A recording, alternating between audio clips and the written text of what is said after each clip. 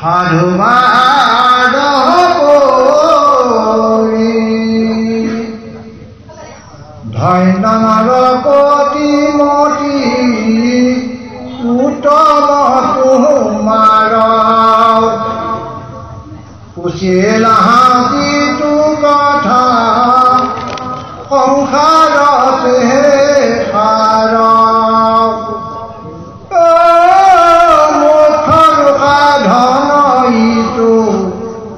জগতৰে হিত নভিৰামুকুতি যিটো তাহাৰো বাঞ্ছিত নাহি জ্ঞান যাৰ জাতি ধৰ্ম মাত্ৰ কৰে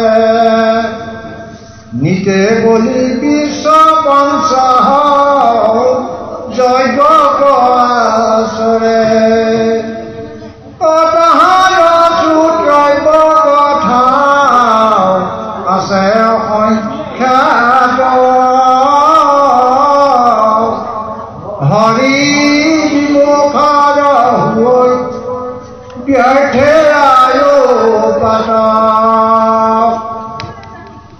দিন ভৈলে ধন কুটুম বৰ চিন্তা কৰি নিজাস্তি আলাপে ৰাখি আয়ু হৰৈ মিছা বিষয়ক মাত্ৰ কৰৈ অভিলাষ কিহেতু নেদেখৈ নেৰো আপোন বিনাশ হেন জানি যাৰ ইচ্ছা মুখ্যাক সৰ্বথা ও পৰীক্ষিত দেৱে শুনি মুকলি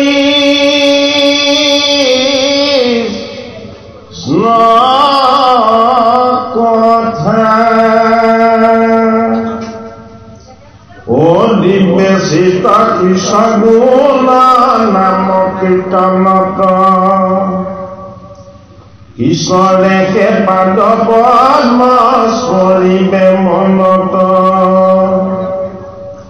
নাৰায়ণ স্মৰণে পৰম মংগল এই মানে জীৱনৰ জন্মৰ সাম্ভল এই অন্তকালে হৰিস্মৰে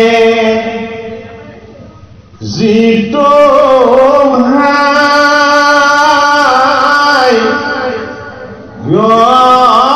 অন্ত ও তাহাৰ মহিমা কহি কোনে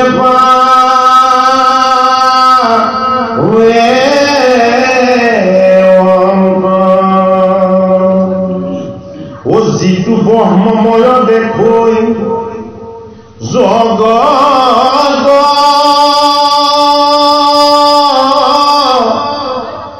নিখিল এই জাতক পাপ পুণ্য সমজ ততনি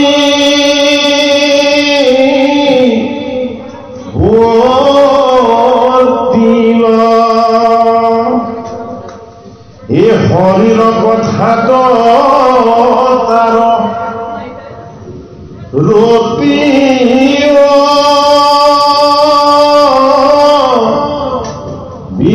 বিশ্ৰাম এই সদায় মুখতনে ৰৈ ৰামকৃষ্ণ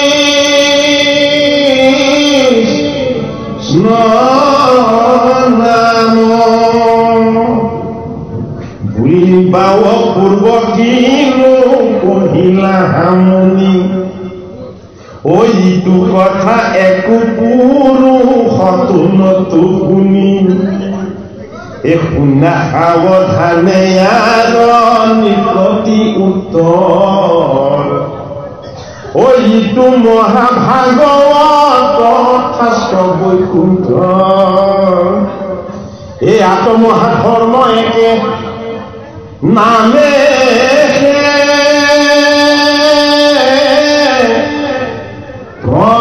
প্ৰখ্যাত এই শ্ৰৱণ মাত্ৰকে কৰে কৃষ্ণ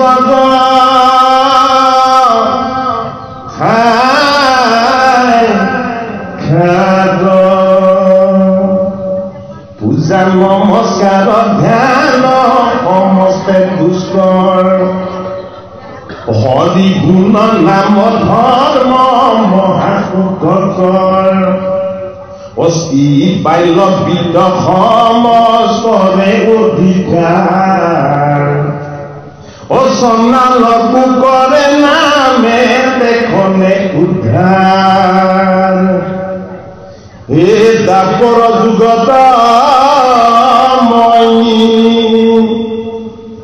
পঢ়িলো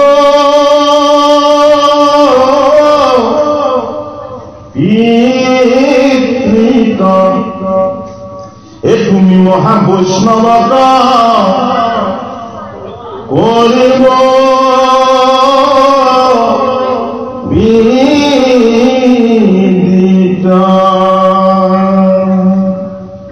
প্ৰশ্নৰ উত্তৰ দেও শুনা সাৱধান কৃষ্ণৰ নামেতে জানা পৰম কল্যাণ নামে সাধে যাৰ যেন মত বিলাস ও জীৱা মুখ চাহব কুণ্ঠ পদেন্তবাস ও জ্ঞানৰ জানিবা হৰি নামে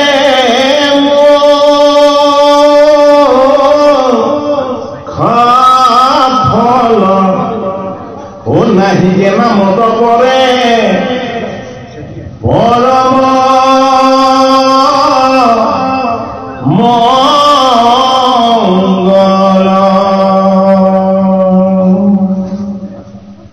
আজি এই বৈকুণ্ঠ দুটা যুৱ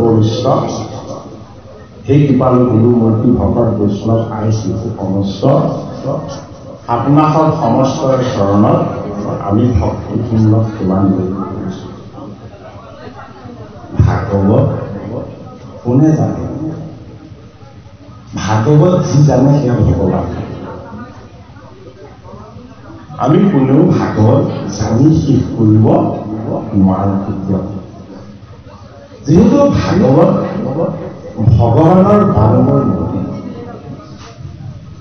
এই শাস্ত্ৰৰ কথা শ্ৰৱণ কীৰ্তন আৰু মননৰ দ্বাৰা আমি আমাৰ নিজৰ কলিকিত যিবিলাক মন বা পাপ আছে সেইবিলাক দূৰ কৰিবলৈ সদায় যত্নপৰ হৈ থাকিব লাগিব।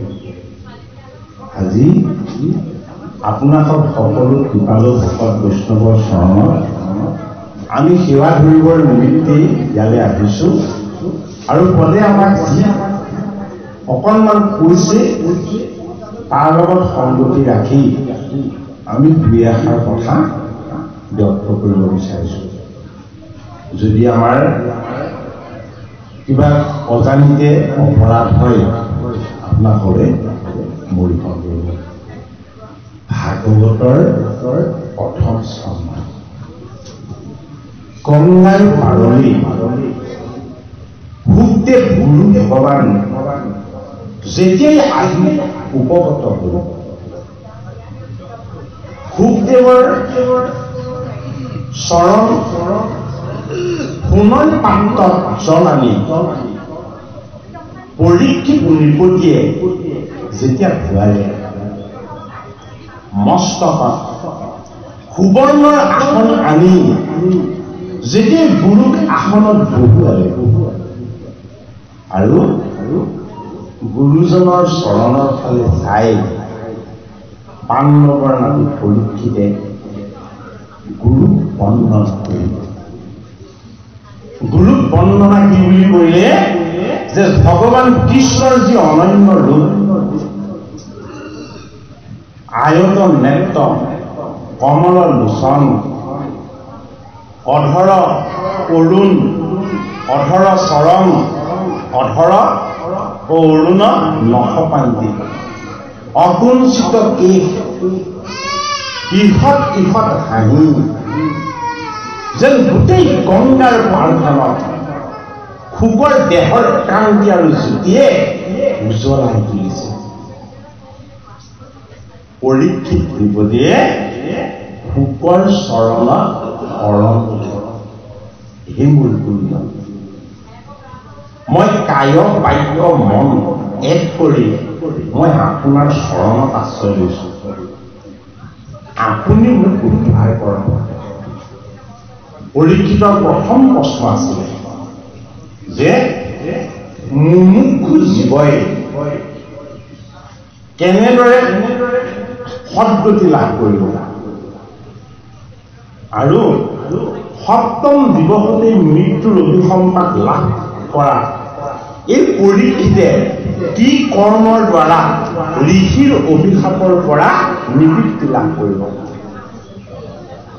এতিয়া ভাগৱতৰ প্ৰথম স্কন্ধত শুকদেৱ গুৰু ভগৱানৰ অনন্য ৰূপ বৰ্ণনা যেতিয়া সমাপ্ত হ'ল, ভাগৱতৰ প্ৰথম স্কন্ধ সমাপ্ত আছে। অৰ্থাৎ বৈকুণ্ঠৰ পৰ্বতৰো ভাগৱত শাস্ত্ৰ শ্ৰৱণ কীৰ্তন আৰু মননৰ কাৰণে আমি গুৰু বুজিব লাগিব। যদি আমি গুৰুমুখী নহওঁ, তেতিয়াহ'লে ভাগৱতৰ কথাই আমাৰ হৃদয়ত ক্ৰিয়া নকৰিব।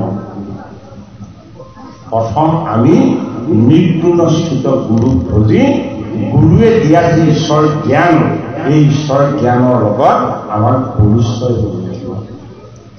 ভাগৱতৰ প্ৰথম স্কন্ধত গুৰুৰ আগমন গংগাৰ পাৰত, আৰু ভাগৱতৰ দ্বিতীয় স্কন্ধ আৰম্ভ হৈছে কিহেৰে?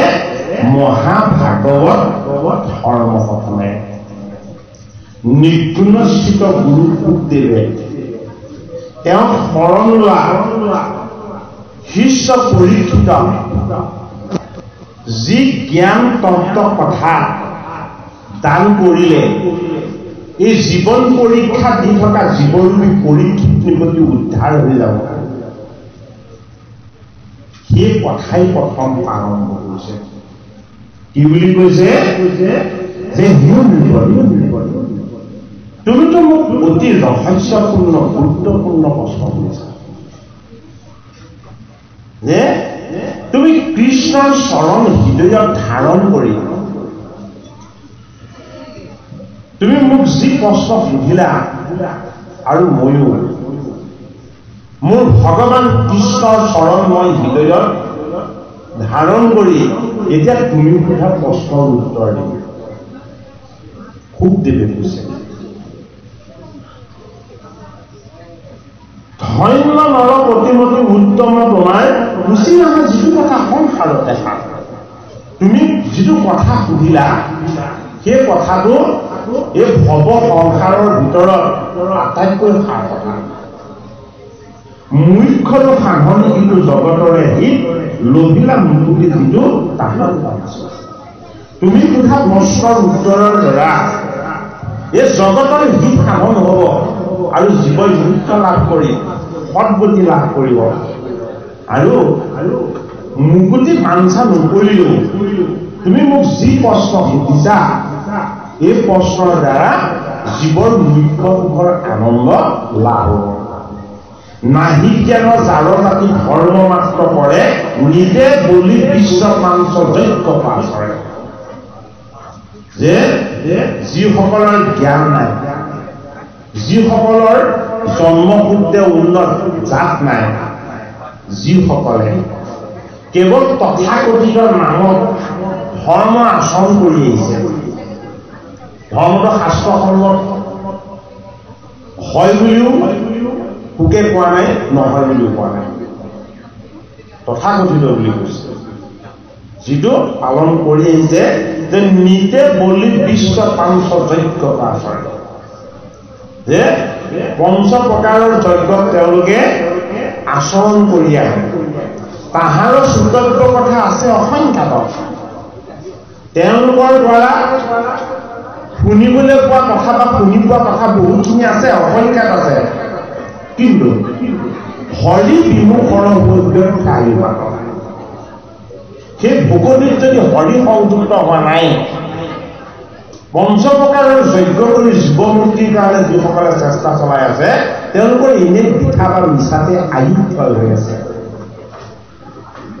দিনত হইলে ধন কুটুম বৰ চিন্তা কৰে, নিৰ্যাসী আলাপে ৰাতি আয়ু ভৰে।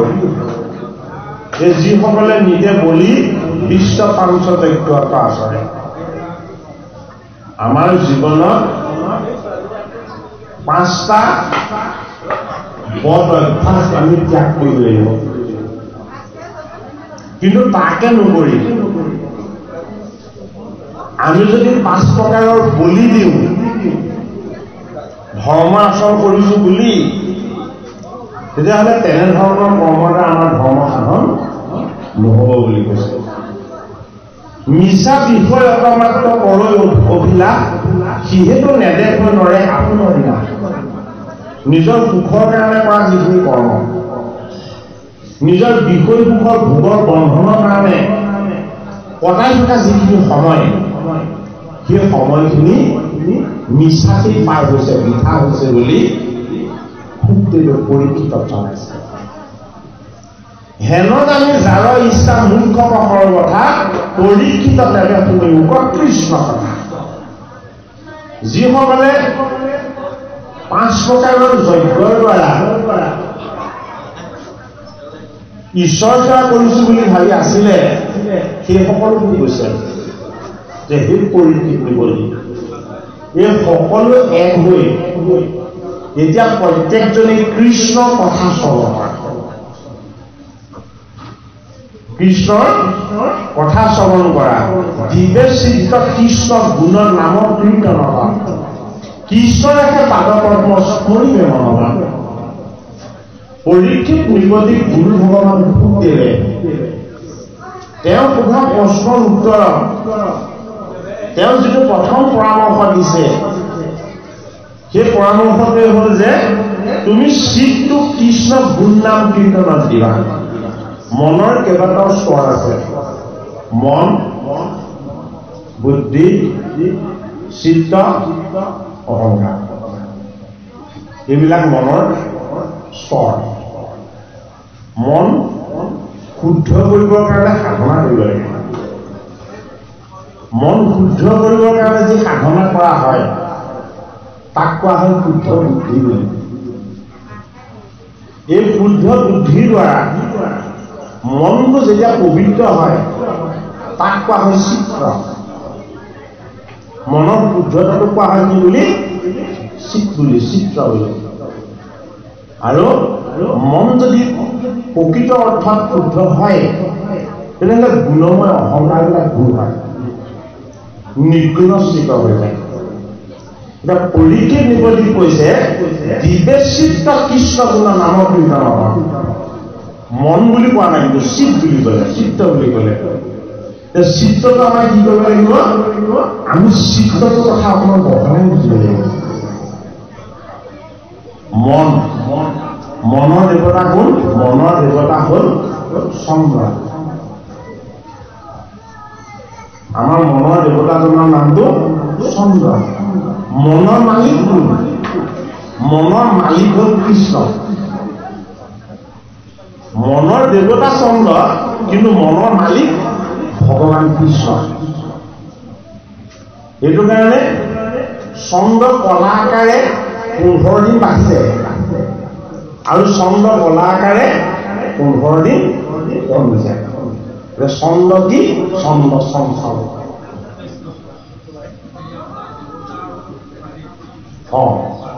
কোৱা যায় দেৱতাজন সেৱক, মালিকজনৰ আজ্ঞা পালন কৰিব। দেৱতাজন কি? দেৱতাজন এজন তেওঁৰ আজ্ঞাবাহী, মালিক ভগৱান কৃষ্ণ। সেইটো কাৰণে মাধৱ মহাপুৰুষে নাম ঘোষাল আমাক নিশ্চয়তা দিছে তুমি চিতা বিতি মুৰা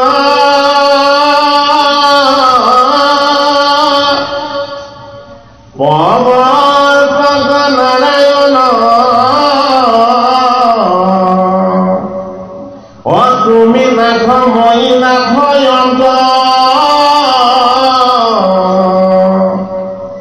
ঈশ্বৰ নচত্তৰ ছায়া দিয়া দূৰ কৰা মায়া অকলা দায়া মুখ ভগ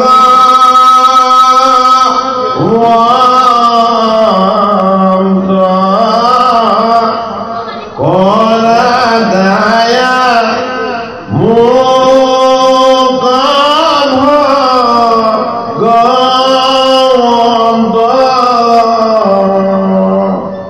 ভগৱান কি ভগৱান আমাৰ চিত্ৰ কিয় চিত্ৰ হল শুদ্ধ চিত্ৰ হল স্বচ্ছ চিত্ৰ হল নিকা চিত্ৰ হল সদায় পৰিষ্কাৰ এই নিকা শুদ্ধ চিত্ৰটোত যদি আমি প্ৰৱেশ হ'বলৈ হয় তেতিয়াহ'লে আমি কিহত মন দিব লাগিব সেই জগতৰ হৰি মোৰ কায় বাক্য আৰু মন এই তিনি গুণময় বস্তুবিলাক তোমাৰ নিৰ্গুণ হৰি মই অৰুণ চৰণত অৰ্পণ কৰিছো হৰিত যদি দ্ৰব্য বা বস্তু অৰ্পণ হয় তেতিয়াহ'লে কি হৈ যায় সি গুণৰ পৰা মুক্ত হৈ যায় নিৰ্গুণ হৈ যায় সেইটো কাৰণে মনটো শুদ্ধ কৰিবৰ কাৰণে আমাৰ মনটোক আমি কৈ দিব লাগিব আমি হৰিৰ চৰণত দিব লাগিব তুমি চিত্ৰটো যদি শুদ্ধ হয় তেতিয়াহ'লে কি হ'ব বৃত্তি প্ৰতিষ্ঠাটো হ'ল আমাৰ জীৱন নিৰ্বাহৰ যিটো ব্যৱস্থা আমি জীৱন নিৰ্বাহ কৰিবলৈ হ'লে জীৱনত বৃত্তিৰ আশ্ৰয় ল'ব লগা মন শুদ্ধ হ'লে যদি বৃত্তি অশুদ্ধ হয় তেতিয়াহ'লে দুইটাৰ মাজত যুদ্ধ হ'ব মনটো শুদ্ধ হয় বৃত্তিটো যদি অশুদ্ধ হয় তেতিয়াহ'লে দুইটাৰ মাজত সংঘাত হৈ থাকিব মনে ক'ব যে শুদ্ধ ফালে কৈছে কিন্তু বেয়া কামৰ ফালে কিয় হাত মনটো নিচোৱা এই দুইটাৰ মাজত সংঘাত হৈ থাকিব সেইটো কাৰণে কি কৰিব লাগিব বৃত্তিটো শুদ্ধ কৰিব লাগিব এতিয়া বৃত্তি শুদ্ধতা মানে আমি কি বুজিব লাগিব তুমি চিত্ত বৃত্তিমূলক প্ৰৱৰ্তক বৃত্তিৰ প্ৰৱৰ্তক কোন বৃত্তিবিলাকৰ প্ৰৱৰ্তক হ'ল ভগৱান ভগৱানে কি প্ৰৱৰ্তন কৰিছিলে দুৰ্যোধনে বিচাৰি গৈছিলে কৃষ্ণৰ সহায় কিন্তু মনত কি লৈ গৈছিলে কপট লৈ গৈছিলে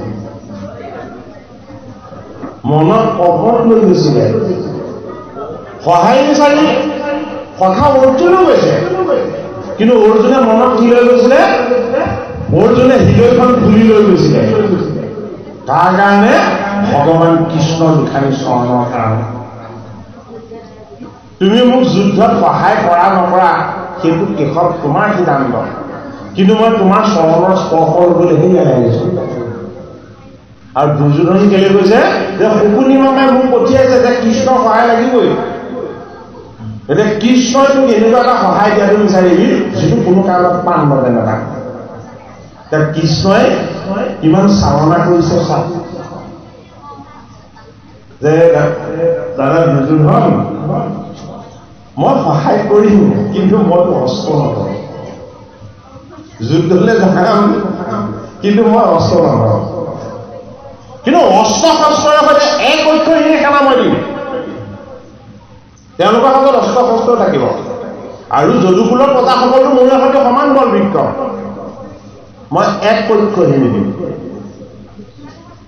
তেওঁ অৰ্জুনে আগতীয়াকৈ পূজা স্থান পাতা তেওঁ কৈছে যে মোক সেনা নালাগে সেই কেইখন তুমি অস্ত্ৰ শস্ত্ৰ ধৰা নধৰা ইয়াত তোমাৰ সিদ্ধান্ত কিন্তু মোৰ তোমাৰ চৰণ ভাগ লাগে পৰিপূৰ্ণ কৃষ্ণ পাবলৈ হ'লে কি বিচাৰিব লাগিব যে তোমাৰ অৰুণ চৰণত মোক ঠাই লাগে আৰু সহায় কৰিবলৈ তুমি হ'ব লাগিব এই চিত্ত বুদ্ধি অৰ্জুনৰ বুদ্ধি শুদ্ধ হ'ল কিয় চিত্ত শুদ্ধ হোৱাৰ কাৰণে আৰু দুৰ্যোধনে কি ক'লে যেতিয়া এক ঐক্যহীনে নাৰায়ণী সেনা পাই গ'ল তেতিয়া কৃষ্ণক কৈছে আৰু তুমি মই নিবিচৰাকে বিচৰা বস্তু দিলা মইতো অস্ত্ৰ নধৰা কৃষ্ণক এনেও নিবিচাৰোঁ কাৰণ তুমি অস্ত্ৰ নধৰা যুদ্ধক্ষেত্ৰত তোমাৰ নিয়মত কিয় পায় যদি এক ঐক্যহীনে সেনাই অস্ত্ৰ শস্ত্ৰ লৈ যদি যুদ্ধ কৰে কাৰ সামৰ্থ্য আছে আমাক পৰাজয় কৰিব মানে বাৰু আচলতে আমাৰ লগত সেনা 10 ঐক্যহীনি আছেই আমাৰ লগত 10 ঐক্যহীনি সেনা আছেই 11 নম্বৰ ঐক্যহীনিটো কৃষ্ণ দিব লাগিব সেইটো কাৰণে 10 ঐক্যহীনি কি আমাৰ 5টা কৰ্ম ইন্দ্ৰিয় আৰু 5টা জ্ঞান ইন্দ্ৰিয় এই 10টা বস্তু 10 ঐক্যহীনি শক্তি এইকেইটাক চলাবৰ কাৰণে ভগৱান কৃষ্ণই কৈছে মই 11 নম্বৰ ঐক্যহীনিটো দিম বোলে কি মই তোমালোকৰ প্ৰত্যেক সেনাৰ মনত মই অহংকাৰ কেশৱ কি হ'ব কেশৱ কৌৰৱৰ পক্ষত অহংকাৰ হ'ব মোতকে বলৱান আৰু জগতত কোনো নাই বুলি প্ৰত্যেককে ভাবিবলৈ বাধ্য হয় সেইটো কাৰণে একাদশ ইন্দ্ৰিয় হ'ল মন মন যদি আমাৰ শুদ্ধ আৰু পবিত্ৰ নহয় তেতিয়াহ'লে আমি ভগৱানৰ চৰণ সেৱাৰ যোগ্য নহয় অৰ্জুনৰ মনটো শুদ্ধ আছিল অৰ্জুনৰ লক্ষ্য যুদ্ধত জয় সাব্যস্ত কৰা অৰ্জুনৰ লক্ষ্য ভগৱান কৃষ্ণ যে হে কেশৱ যুদ্ধ ক্ষেত্ৰত তুমি মোৰ সহায় হ'ব লাগিব গতিকে এই একাদশ ইন্দ্ৰিয় অন্তৰ ইন্দ্ৰিয় হ'ল মন এই মনৰ নাৰায়ণী সেনা ভগৱান কৃষ্ণ আমি বুজিব লাগিব সেইটো কাৰণে সেই কৃষ্ণৰূপী মনটোক আমি কি কৰিব লাগিব ভগৱান কৃষ্ণক দিব লাগিব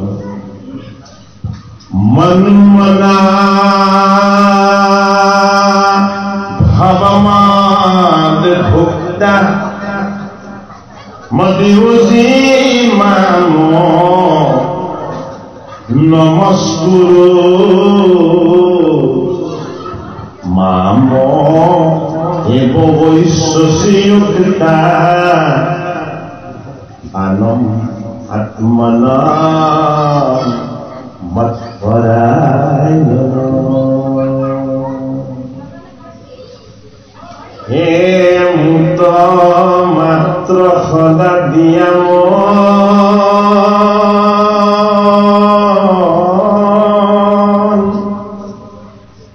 মোৰ ভক্ত হোৱা সৰ্বক্ষণ এই মুকে পূজা মাত্ৰ মুকে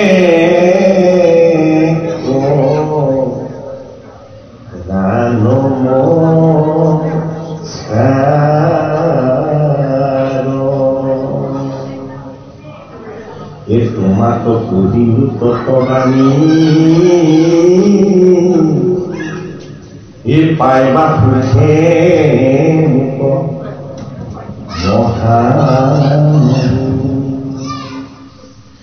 তুমি প্ৰিয়তম ক্ৰোহীল সুখীয়া মাৰ তুমি প্ৰিয়তম ক্ৰোহীল সুখীয়া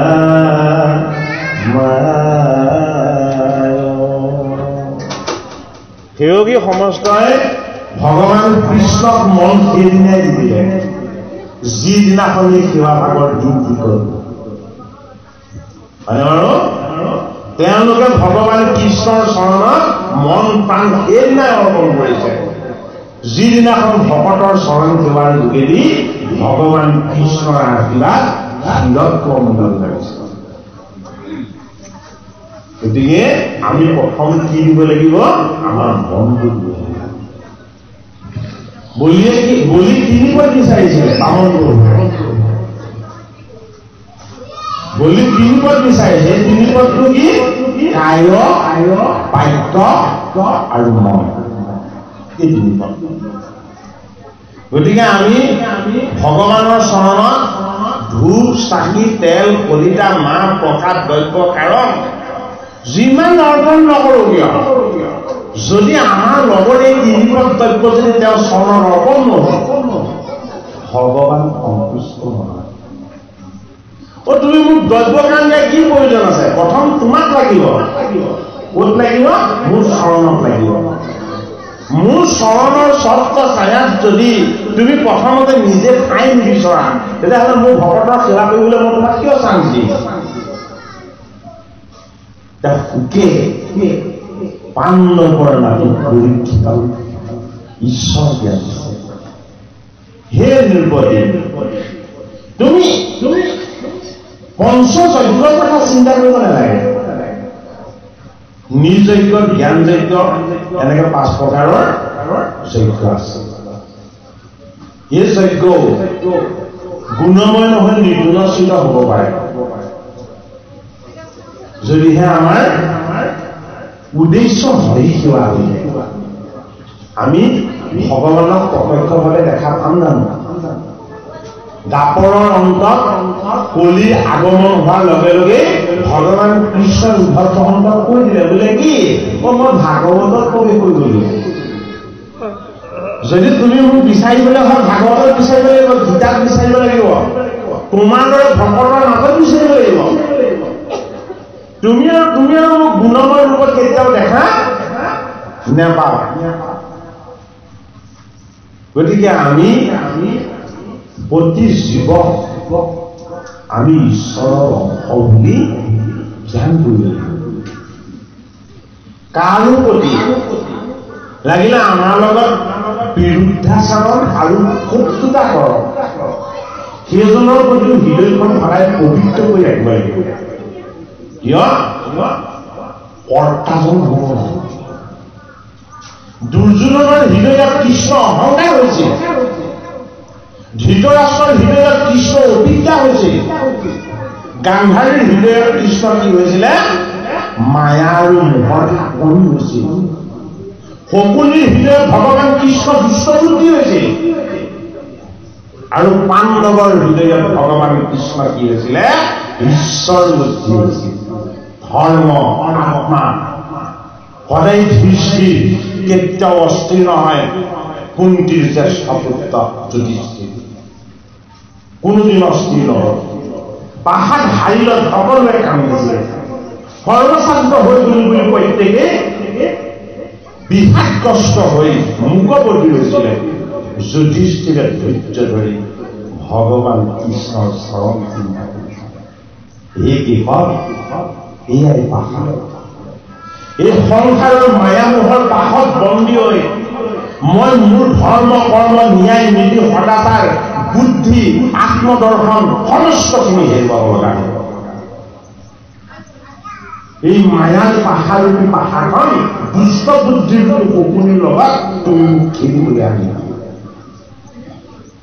সঁচাই তুমি অনন্য ঈশ্বৰ এয়াই ধৰ্ম পৰীক্ষা হয়নে গতিকে আমাক দেখুৱালে ধৰ্মত থকাজনে সংসাৰৰ মায়া পাহা খেলখন বৰকে খেলিব নালাগে চিত্ত মনৰ শুদ্ধতা আৰু পবিত্ৰতা কেনেকে হ'ব মন বিশাল হ'ব লাগিব মন উদাৰ হ'ব লাগিব মনেৰে কপাত কাৰো প্ৰতি কেতিয়াও ৰাখিব নালাগিব কি হ'ব মন আকাশৰ সমান বিশাল হৈ যাব বোলে কি যুধিষ্ঠিৰৰ ভাতৃ ভীম ভীমতকে ভগৱান কোনোবা আছে জানো আমাৰ মনতকে শক্তিমন্ত কিবা বস্তু আছে জানো পৃথিৱীত আমাৰ কাৰণে ভীম ৰূপেৰে বুদ্ধি কাৰ ধৰ্মৰাজৰ ভাতৃ বুদ্ধি যদি বিশাল হয় বুদ্ধি যদি উদাৰ হয় বুদ্ধি যদি জগতৰ হিত কুশল আৰু মংগলৰ কাৰণে হয় আত্মদৰ্শন লাভ হ'ব কোন অৰ্জুন অৰ্জুন হল কি অৰ্জুন হল শিব ধৰ্মৰূপেৰে যুধিষ্ঠিৰ বুদ্ধিৰূপেৰে ভীম জীৱন তত্ত্বৰূপেৰে জীৱনলৈ অহা মধ্যম স্থানত জন্ম আৰু মৃত্যুৰ মাজত বাচি থকা এই জীৱনটো অৰ্জুন মধ্যম পাণ্ডৱ দুটা বৃত্তি কাৰ মাতৃ তিনিটা বৃত্তি কুন্দি দুটা বৃত্তি হল মাতৃ মাতৃ মনন সংস্কাৰ মাতৃ ভাৱ সংস্কাৰ মাতৃ চিন্তন সংস্কাৰ কোৰ কন্যা মত্ৰ দেহৰ কন্যা কাৰ বায়ে অধৰ্মৰ প্ৰতি শৈলৰ বায়ে শৈলৰ ভগ্নী অথচ মাতৃৰ স্বামী হল কুন্তি কুন্তি মাতৃৰ স্বামী হল পাণ্ডু পাণ্ডু কি পাণ্ডু আমাৰ লগত থকা সাত্বিক য'ত কেতিয়াও অহংকাৰ প্ৰকট নহয় অহংকাৰ প্ৰকট নোহোৱা সাত্বিক গুণবিলাক হল পাণ্ডু সেইটো কাৰণে পাণ্ডু বৰ্ণৰ বোলে কি অহংকাৰৰ তেজ তেওঁৰ লগত নাই মাতৃয়ে দুটি সন্তান পালে এটি সন্তান হল নকুল আমাৰ জীৱনৰ ন্যায় নীতি সদাচাৰ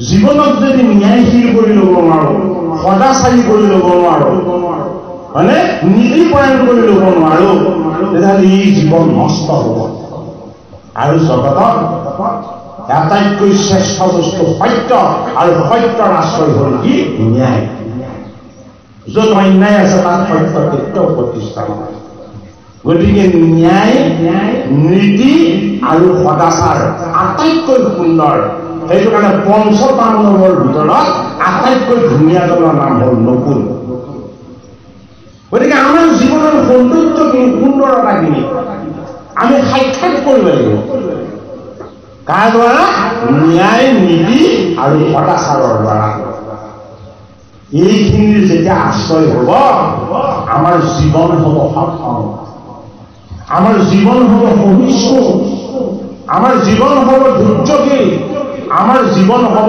বিনম্ৰ কৰ্তব্যবোধ কৰাই কোন সহজেই সহিষ্ণু ধৰ্মশীল আৰু বিনম্ৰ স্বভাৱৰ এই সৎসংগৰূপী সহদেৱক যদিও কনিষ্ঠ পাণ্ডৱ কৰি দেখুওৱা হ'ল সৰ্বশাস্ত্ৰ বিভাৰত সৰ্বশাস্ত্ৰৰ মূল মন্ত্ৰ বোলে কি তুমি বিনয়ী হবা তুমি নম্ৰ হবা তুমি ভদ্ৰ হবা তুমি উদাৰ হবা তুমি কেতিয়াও সংকীৰ্ণ মনৰ নহবা এইটো শিক্ষাৰ পোহৰ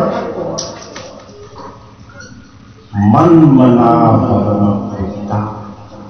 তুমি মোক মনটো দিয়া তুমি মোক নমস্কাৰ কৰা তুমি মোক প্ৰণাম কৰা মোক পূজা কৰা মোক উপাসনা কৰা বোলে কি হব আমাৰ জীৱন ধন্য হৈ যাব গতিকে একাদশ ইন্দ্ৰিয় মন অত্যন্ত চঞ্চল এই মনক যেতিয়া চিত্তৰ যোগেদি শোধন কৰি বুদ্ধিৰ যোগেদি স্থিৰ কৰি ন্যায় নীতি সদাচাৰৰ যোগেদি সুন্দৰ কৰি সৎসংগৰ আচৰণৰ যোগেদি সৰ্বশাস্ত্ৰৰ তত্ত্ব আমি জীৱনত প্ৰতিষ্ঠা কৰি পাণ্ডৱৰ দৰে পূৰ্ণ গুণবিলাকক যদি আমি সাধন কৰি ল'ব পাৰো ভাগৱত যে পাণ্ডৱৰ মধ্যম পাণ্ডৱে শুনিলে কি গীতা পাণ্ডৱৰ মাটি পৰীক্ষিতে শুনিলে কি পৰীক্ষিতে শুনিলে ভাগৱত হয়নে এই জীৱন পৰীক্ষাত হৈ থকা এই পৰীক্ষিত পুৰী জীৱই কলিৰ কালত যদি নিপতিৰ দৰে ৰজাৰ আসনত বহি ধৰ্মশীল হৈ থাকিবলৈ হয় তেতিয়াহ'লে জন্মেজয়ে কি শ্ৰৱণ কৰিলে বৈশ্বৰূপায়ন ঋষিৰ পৰা পঞ্চম বেদ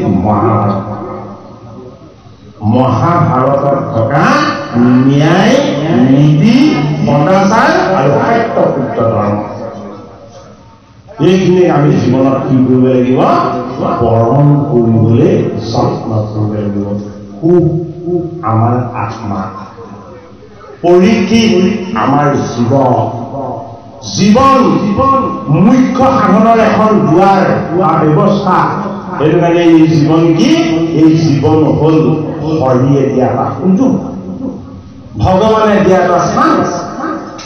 এই চান্সটোক যাতে আমি কেতিয়াও ব্যৰ্থ নকৰো।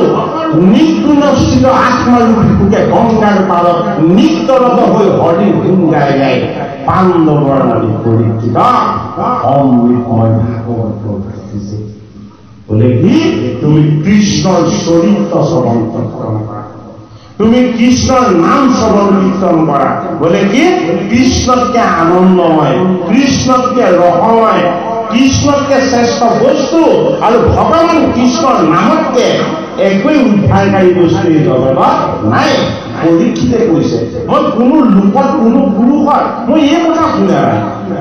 মই ঋষি সমস্তকো প্ৰশ্ন কৰিলো, কিন্তু নানা ঋষিয়ে নানা মত দিলে। তেতিয়া সুখদেৱ ভগৱানে কৈছে যে মোৰ ভাগ্য ভাল আছিলে। বোলে কেনেকে? বোলে তাপৰত মই মোৰ পিতৃগুৰু ব্যাসৰ পৰা এই মহা ভাগৱত শাস্ত্ৰ তেওঁ মোক পঢ়ালে, বুজালে আৰু শিকালে। মই হৃদয়ত তাক প্ৰতিষ্ঠা কৰি ললো। এই কথা তুমি কতো নুশুনা, কিয়? কাৰো লগত এই কথা নাই। পিতৃগুৰুৰ কৃপাত মই গোটেই এই কথা লাভ কৰিলো। আৰু কি এয়া মধ্যৰ শাস্ত্ৰ নহয়, বিপৰীত বৈকুণ্ঠৰ শাস্ত্ৰ। এইটো এই শুনা সাৱধানে আৰু নৃপতি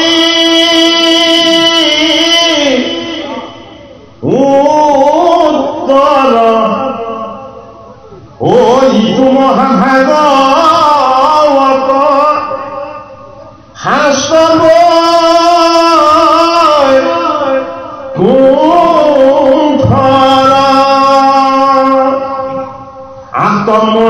আত্মমহাধৰ্ময়েকে নামেকে প্ৰখ্যাত।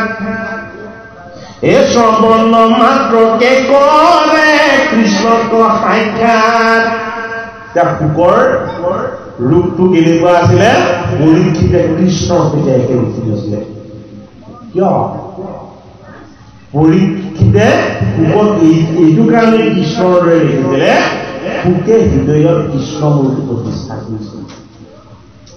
শুকে হৃদয়ত ভাগৱত মূৰ্তি প্ৰতিষ্ঠা কৰিছে। ভাগৱতত ভগৱানজন যিদৰে শ্যাম সুন্দৰ, সৰ্বদা সকলোকে সমদৃষ্টিৰে চায়, কৰুণা আৰু কৃপাৰ সাগৰ সেই অমান্য গুণৰ গৰাকী। সেইটো কাৰণে কি বুলি কৈছে? আত্মমহাধৰ্ম একে নামতে প্ৰখ্যাত। হে পাণ্ডৱৰ নামী পৰীক্ষিত, এই বৈকুণ্ঠ কল্পতৰু শাস্ত্ৰত ধৰ্মৰ কথা যি প্ৰখ্যাত কৰি কৈছে, এই কৃষ্ণ নাম। কি হয়? তুমি কৃষ্ণ নাম শ্ৰৱণ কৰাৰ লগে লগে কৃষ্ণক দৰ্শন কৰা আনন্দ লাভ হ'ব। আমাৰ হৈছে কৃষ্ণ নাম শ্ৰৱণ কৰাৰ লগে লগে আমাৰ কৃষ্ণ দৰ্শন হৈছে জানো? নাই হোৱা। হ'ব সময় লাগিব। হয়নে? পৰীক্ষিত কৃষ্ণৰ ব্ৰহ্মময় ঈশ্বৰ তত্ত্ব দ্বাদশ স্কন্ধতে পুৰাকে দিছে। দ্বাদশ স্কন্ধলৈকে ভাগৱত আমি শ্ৰৱণ কৰিবলৈ অনুশীলন কৰিব লাগিব। আমাৰ হৃদয়ত থকা যিমান বিলাক বেয়া বস্তু আছিলে, এই ভাগৱত গীতাৰ গংগাৰূপী ভকতিৰ স্পৰ্শত সেইবিলাক সকলো ধুই নিকা হৈ যাব লাগিব। নামে যিমান শুদ্ধ কৰে, একো চিন্তন একো বস্তুৰে আমাৰ হৃদয় সিমানদৰে শুদ্ধ কৰিব পৰাৰ শক্তি আৰু সামৰ্থ্য নাই। গুণত নাই তেওঁ। কিয় গুণক অতিক্ৰম কৰিলে? নিগুণস্থিত ভাগৱত হৃদয়ত প্ৰতিষ্ঠা কৰিব লাগে। ভগৱত ৰূপ আৰু ভগৱন্তৰ ৰূপ হৃদয়ত ধ্যান কৰি কেৱল অনন্তল ভগৱান কৃষ্ণৰ গুণ গাই গাই নিত্যৰত হৈ গোটেই জগতখনক শুদ্ধ কৰি পৰে।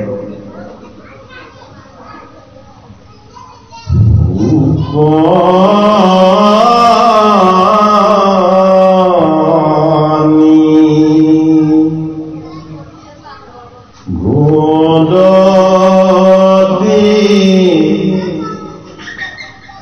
পৰীক্ষিত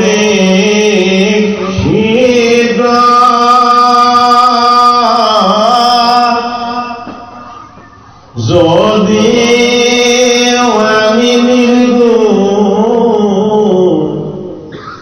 নত স্থিত তথাপি উত্তম শ্লোকৰ মহিমা গুণে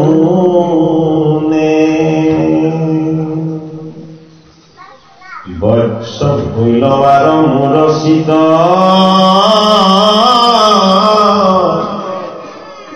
ভাগৱত গ্ৰন্থ বিপৰীত এই পৰম আনন্দে পঢ়িলো আমি পোনে এই পৰম আনন্দে পঢ়িলো আমি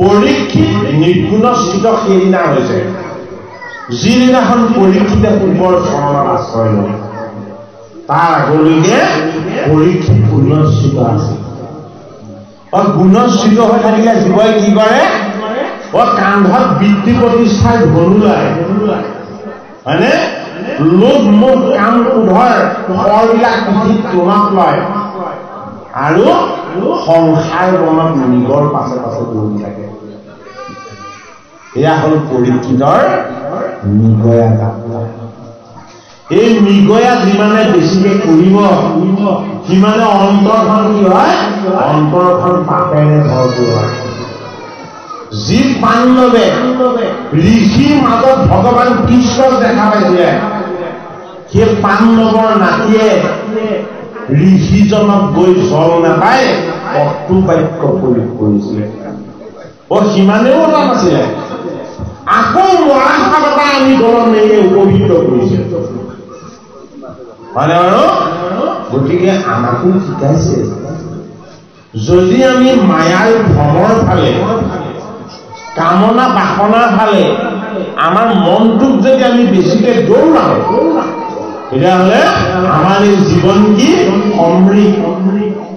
সমৃদ্ধ মানে কি সাধনময় এই সাধনময় তপময় জীৱন যদি হৰি সেৱাৰ কৰ্মত নেলাগে তেতিয়াহ'লে কি হ'ব পিয়াহত চঞ্চল হৈ দৌৰি ফুৰিব পৰীক্ষিতৰ তৃষ্ণা লগা নাছিলে জানো পিয়াহ আৰু তৃষ্ণাৰ মাজত পাৰ্থক্য আছে পানী খালে পিয়াহ গুচি যায় তৃষ্ণা দূৰ নহয় কিন্তু সেইটো কাৰণে হিন্দীত তাক কি বুলি কোৱা হয় তন্হা ই কেতিয়াও নকমে কি হয় বাঢ়ি গৈ থাকে ইমানেই বাঢ়ি গৈ থাকে পৰীক্ষিত নিপতিৰ যদি তৃষ্ণা নহ'লহেঁতেন ঋষিৰ চৰণত ফুল বোলেহেঁতেন ধ্যানস্থ ঋষিৰ চৰণত ফুলি ভগৱত মূৰ্তি বুলি আশীৰ্বাদৰ ভাগ ল'লেহেঁতেন কিন্তু তৃষ্ণাৰ ভ্ৰমত তেওঁ আতুৰ কি কৰিলে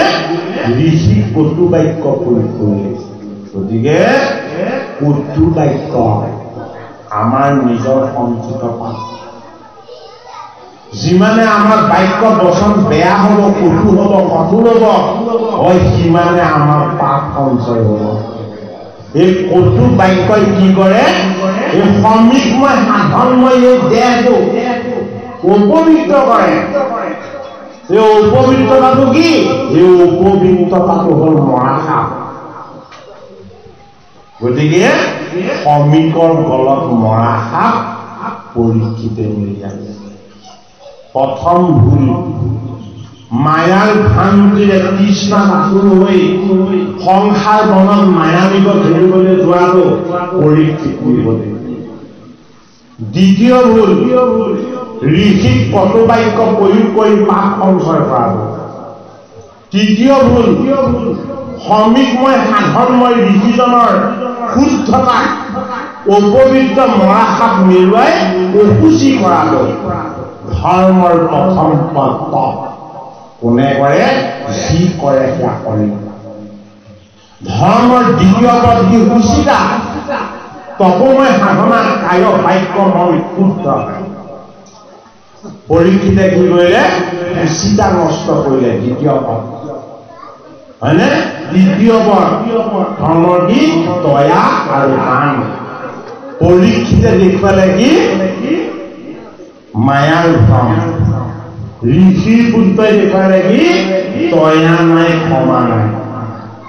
পৰীক্ষিতে মেৰিয়াইছিল মৰা সাপ, চিঙি মুঙিয়ে মেলি দিলে পৰীক্ষিত নৃপতিৰ মূৰত এটা জীয়া সাপ। তাতকৈও ডাঙৰ ভুল কৰিলে কোনে? সাধনময় শ্ৰমিক ঋষিৰ পুত্ৰই চিঙি মুঙিয়ে। পৰীক্ষিতে কৰা ভুল খন্তেকীয়া আছিল। খন্তেকীয়া ভুলৰ কাৰণে 7 দিনতে মৃত্যু হোৱাৰ অভিসম্পাদৰ যি পৰিণাম, এই পৰিণাম বেছি ভয়াৱহ। চিংগিমুনি অভিসম্পাদে যেতিয়া কান্দিলে সাধনময় শ্ৰমিক সাধনাৰ পৰা প্ৰকৃতিস্থ হৈ গল, স্বাভাৱিক অৱস্থাৰে আহি গল। আৰু শ্ৰমিক সাধনময় ঋষিৰ কাৰণে তেওঁ কৈছে গোটেই ঋষি কুলটোক তুমি নষ্ট কৰিলা। কোনে নষ্ট কৰিলে? চিংগিমুনি। তুমি যি পাপ কৰিলা এই পাপ কেতিয়াও মোচন নহয়। বোলে কিয় মোচন নহয়? পৰীক্ষিত নৃপতি বৈষ্ণৱ। বৈষ্ণৱে কেতিয়াও প্ৰতিশোধৰ দ্বাৰা পাপৰ প্ৰতিকাৰ নকৰে। যদি তেওঁ আমাৰ কুলক অভিসম্পাদ দিলেহেঁতেন তেতিয়াহ'লে আমি পাপৰ পৰা আধা মুক্ত হৈ গলোহেঁতেন। পৰীক্ষিতে এতিয়া আমাক একো প্ৰতিকাৰ নকৰে, আমাক কতো বাক্যও প্ৰয়োগ নকৰে, আমাৰ অমংগল হওক বুলিও একো নাভাবে। গতিকে আমাৰ অনুচৰ পাপ লাগি গল। এই পাপ কোনেও খণ্ডন কৰিব নোৱাৰে, হয়নে? সহস্ৰ ঋষি গৈ গংগাৰ পাৰত বহিলে। ঋষি কোনো উদ্ধাৰ হল। কেনেকে উদ্ধাৰ হল? যিজন ঋষিয়ে পৰীক্ষিত 7 দিনত মৃত্যু হব বুলি অভিসম্পাদ দিছিলে সেই ঋষিসকলক উদ্ধাৰ কৰিলে। কোনে? বৈষ্ণৱ পৰীক্ষিতে। কেনেকে? গুৰুৰ কৃপা, শুকৰ কৃপা, ভগৱান কৃষ্ণৰ কৃপা, গংগাৰ পাৰত ভাগৱত শ্ৰৱণ কৰিবলৈ পালে। গতিকে আমাৰ এই জীৱন সাধন, জীৱৰূপেৰে পৰা প্ৰকৃতি, হয়নে? দেহ ৰূপেৰে অপৰা প্ৰকৃতি। এই দুই প্ৰকৃতিৰ মালিক আত্মা কৃষ্ণ আমাৰ লগত সৰ্বদা বিৰাজমান হৈ আছে। গতিকে লুকাই থকা কৃষ্ণজনক আমি কি কৰিব লাগিব? জগাই দিব লাগিব। কৃষ্ণক জগাব লাগিব। ডাঙৰ কথা, যিজন কোনোদিন নুশুৱে, যিজনৰ কোনো নিদ্ৰাই নাই, হয়নে? আচলতে কৃষ্ণক জগাব নালাগে, আমি জাগিব লাগিব। কাৰ কাৰণে? ভগৱান কৃষ্ণৰ অৰুণ চৰণৰ কাৰণে। গংগাৰ পাৰত পাণ্ডৱৰ নাতি পৰীক্ষিতক সুখদেৱ গুৰু ভগৱানে কৈছে যে এই জগতত তুমি এই কথা কোনো পুৰুষত বা কাৰো মুখতে নুশুনা। বোলে কিয় নুশুনা? মই ভাগ্যৰ বলত মোৰ পিতৃৰ পৰা এই কথা পালো। তোমাৰ এই ঋষিৰ অভিসম্পাদ এই শাস্ত্ৰৰ ওচৰত বা কৃষ্ণৰ গুঞ্জক লীলাৰ তত্বৰ ওচৰত তেনেই তুচ্ছ, তেনেই সামান্য। তুমি মনত অকণো শংকা আনিব নেলাগে। গতিকে জীৱন পৰীক্ষা দি থকা এই সংসাৰ বনত আমি ভৱ অৰণ্যত ভ্ৰমণ কৰি ফুৰা, ৰবিৰ পৰা শনিলৈকে 7টা 12ৰ চক্ৰত আমিও ঘূৰি আছো। আমিও 7 দিনীয়া পৰীক্ষিত। এই সংসাৰ চক্ৰত আমিও 7 দিনতে মৃত্যুক আঁকোৱালি ল'ব লাগিব। 8 নম্বৰ দিনটো এজন বাচি থাকে, অষ্টম পুত্ৰজন বাচি থাকে। বাকী সকলো 7 দিনীয়া। এই 7 দিনতে জীৱন আমাৰ শেষ হ'ব।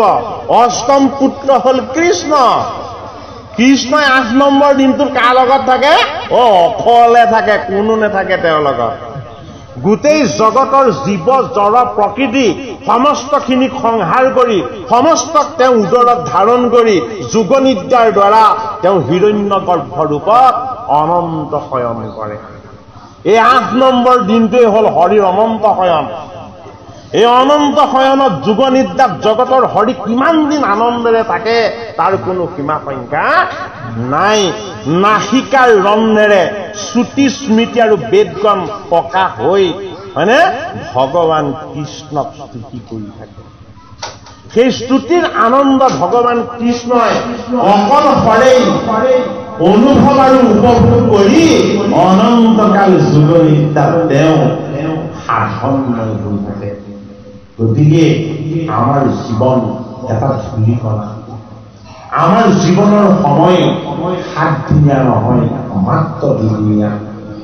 জন্মৰে জীৱনৰ এটা দিন, মৃত্যুৰে আমাৰ জীৱনৰ এটা দিন। এই জন্ম আৰু মৃত্যু 2টা দিনীয়া আমাৰ এই জীৱন। জন্মৰ পৰা মৃত্যুলৈকে মাজৰ যিখিনি সময়, এয়াই হ'ল আমাৰ আয়ুৰেখা। এই আয়ুৰেখাই হ'ল আমাৰ জীৱনৰ মধ্যম স্থান। এই মধ্যম স্থানত যদি আমি গোবিন্দৰ শ্ৰীমুখৰ গীতা শুনো, আমি মধ্যম পাম। আমি জীৱন পৰীক্ষা দি থকা জীৱ হৈ গুৰু ভকতৰ লগত জ্ঞান ভক্তি আৰু বৈৰাগ্যৰ পাৰত গুৰুদেৱ নাম ভকত 4 বস্তুক একাকাৰ কৰি আমি যদি ভাগৱত গীতাৰ কথা শ্ৰৱণ কীৰ্তন কৰোঁ, তেতিয়াহ'লে এয়া জীৱন গংগাৰ পাৰত। এই গংগাময় ভগৱতীৰ পাৰত আনন্দময় কৃষ্ণ কথা শ্ৰৱণ কীৰ্তন আৰু মনন কৰিবলৈ পোৱাৰ যিটো আনন্দ, এই আনন্দ নাম হ'ল কৃষ্ণ, নাম হ'ল ৰাম। সেইটো কাৰণে পৰীক্ষিত কৈছে যে তুমি ৰাম কৃষ্ণ নাম স্মৰণ কৰা, ভগৱান কৃষ্ণ তুমি গুণ কীৰ্তন, তুমি শ্ৰৱণ কীৰ্তন কৰা। এই কৃষ্ণ গুণ কীৰ্তন আৰু যশৰ শাস্ত্ৰ হ'ল শ্ৰীমদ ভাগৱত। কিন্তু কৃষ্ণ জন্ম কৰিছে, কৃষ্ণ জন্ম হৈছে ভাগৱতৰ 10ম স্কন্ধ। কি আচৰিত কথা হয় বাৰু? গতিকে 9ম স্কন্ধলৈকে ভাগৱত কথা আমি একান্তভাৱে যদি শ্ৰৱণ কীৰ্তন কৰাৰ আমি যদি অনুশীলন কৰোঁ, 10মত কৃষ্ণ বস্তুৰ জন্ম হ'ব। কৃষ্ণ জন্মৰ আনন্দ হয়নে? এই আনন্দৰ ভাগ আমাক কি দিব? 10মে দিব। দ্বিতীয় স্কন্ধ গুৰুৱে দিয়া ঈশ্বৰ জ্ঞান। 1ম স্কন্ধ গুৰুৰ পৰিচয় কেনেকে হ'ল? অকুলিন বুলি নিন্দা কৰি 32 এটা আঁতৰি গুচি গ'ল। তেওঁলোকৰ গুণ নাই, তেওঁলোকৰ মনত ভেদ আছে। যাৰ মনত ভেদ আছে তাৰ গুৰু নাথাকে, যাৰ মনত ভেদ নাই তাৰ গুৰু আছে। গুৰু কি? গুৰু অভেদ্য। সেইটো কাৰণে 60,000 দেখালে 32,000 ভাগত নুশুনিলে। কাৰ মুখেৰে? পুতৰ মুখেৰে। ভেদ দেখিলে। ভেদ দেখিলে ভাগত শুনিবলৈ নাপাব হয়নে? অকুলিন দেখিলে, আৰে আমিতো সব অকুলিন, আমিতো কোন কুলিন? আমি সব অকুলিন কুল। আমি জীৱ, আমিতো জীৱ নহয় হয়নে? কিবা এটা পাপ কৰাৰ কাৰণেহে তেওঁলোক বিচ্ছিন্ন হৈ আহিলো। ইয়াত অতি সম্পাদ। আমাৰ লগত পুণ্য ভাগ কিমান আছে আমি নাজানো, কিন্তু জন্ম যে লৈছো, আগতে ভুল কৰিছো, পাপ কৰিছো, তাৰ ফল ভোগ কৰিবৰ কাৰণে এইটো জন্ম অনুভৱ হ'ব লাগিব। গতিকে জন্ম জন্মান্তৰৰ যিমান সংচিত পাপ আছিলে বৈকুণ্ঠৰ পৰ্বতৰো ভাগৱত শাস্ত্ৰই কৈছে সকলো পাপেই তুচ্ছ তাৰ ওচৰত ভগৱানৰ নামৰ ওচৰত। গতিকে আমি ভকতৰ সংগত হৰিৰ গুণ কীৰ্তন কৰিবলৈ আমি অনুশীলন কৰিলে আমাৰ চিত্ত শুদ্ধ হ'ব আৰু মন পবিত্ৰ হ'ব। এই কৃপালো গুৰুদেৱী ভকত বৈষ্ণৱ সমস্ত পাঠকজনে আকৌ অকণমান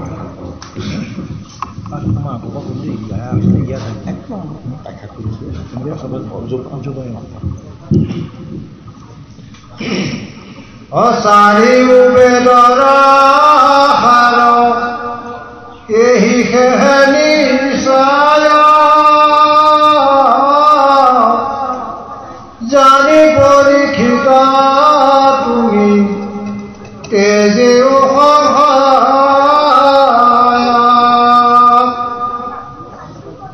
অল্পকালে সাধে সিদ্ধি কৃষ্ণ লাভ কৰি দুই দণ্ডে পাইলা গতি খটাংগ নিপতি দানৱ গণক যিনি নিপতি পূৰ্বত দেৱতাক ৰক্ষা কৰি আছিল স্বৰ্গত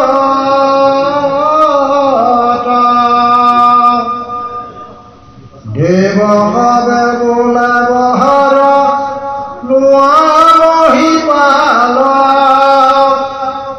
ৰাজা বোলে কৈও আগে জীৱকত কাল দেহে জীৱাৰু দুই দণ্ডবান শুনি শীঘ্ৰে পৃথিৱী কওঁ আখিলা বিমান সমস্তকে ত্যাজি ৰাজা স্থিৰ কৰিব কৃষ্ণৰ ভয় পদে পখিল শৰণ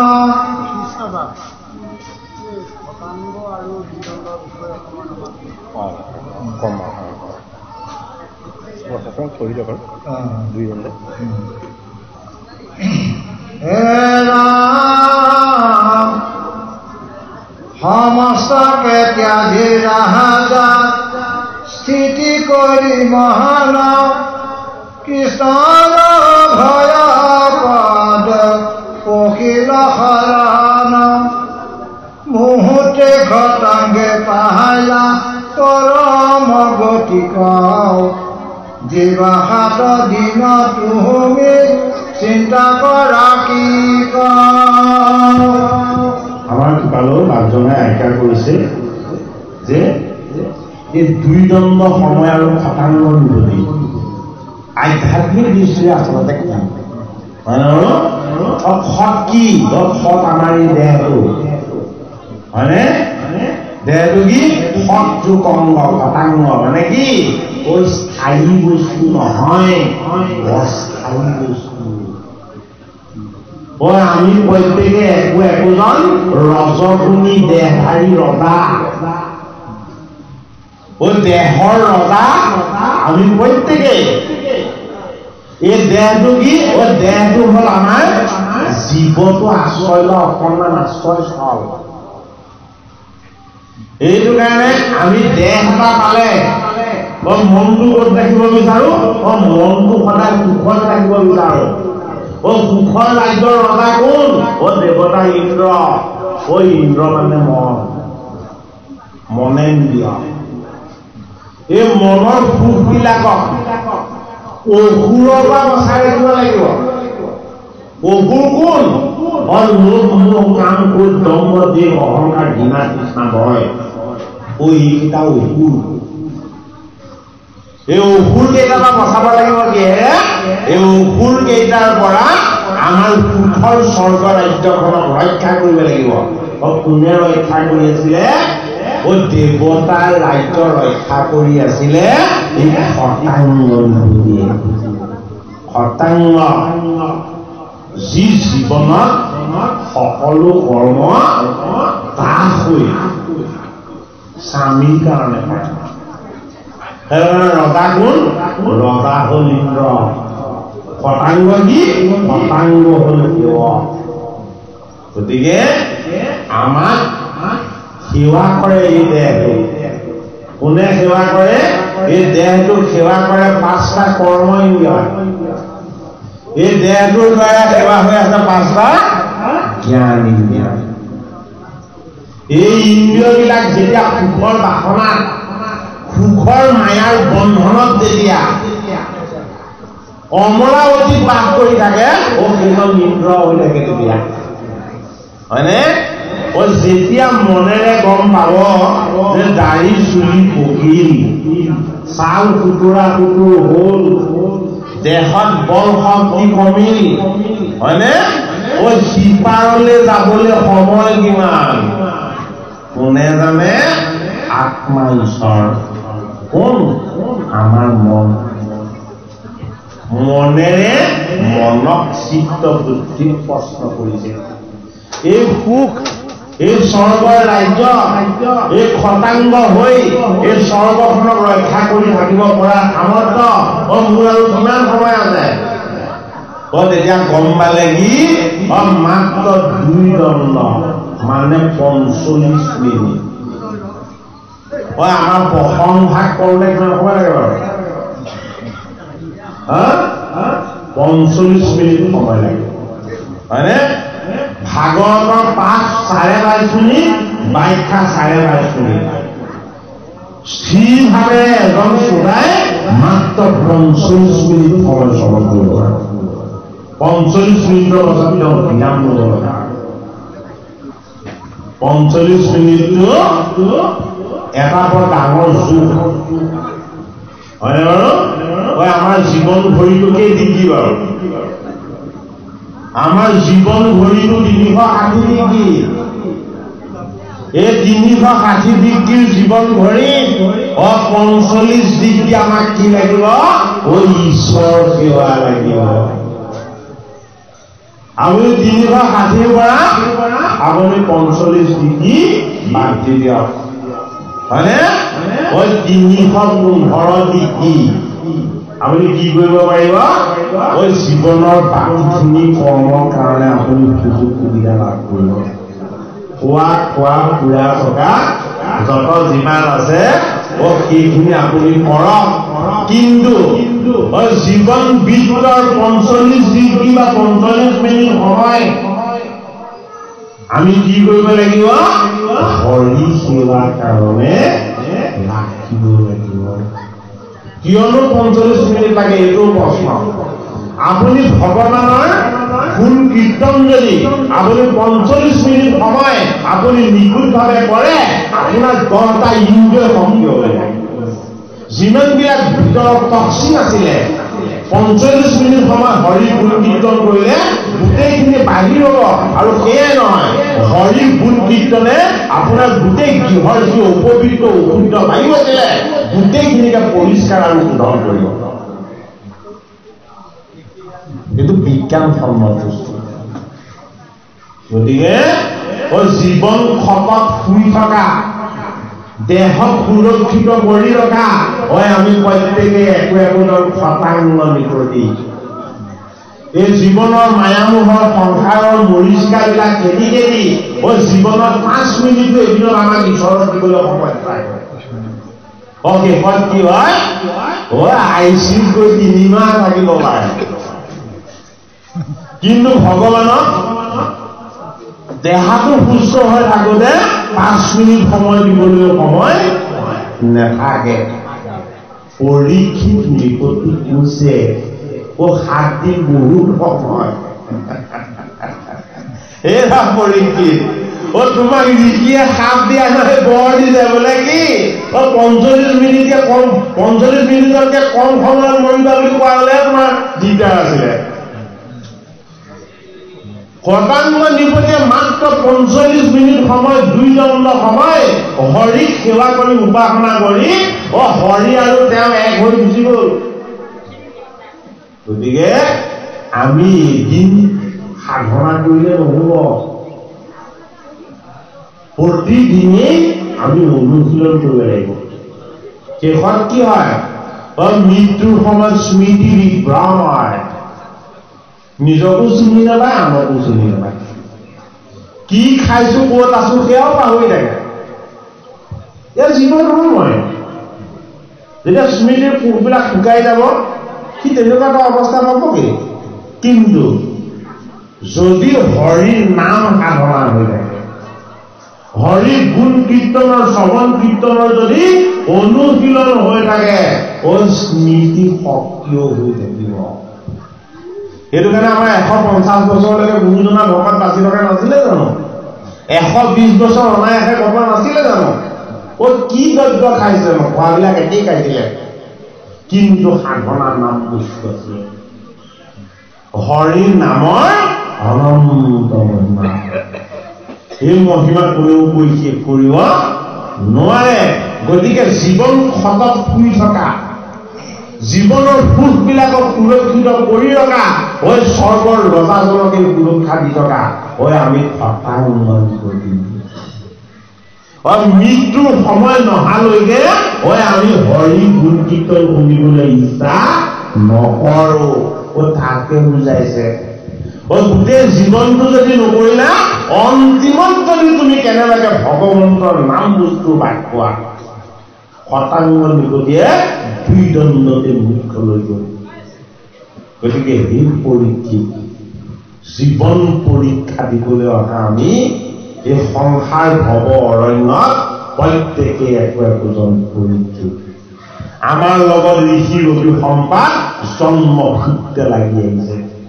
7 দিনত আমাৰ মৃত্যু আৱশ্যক। জন্ম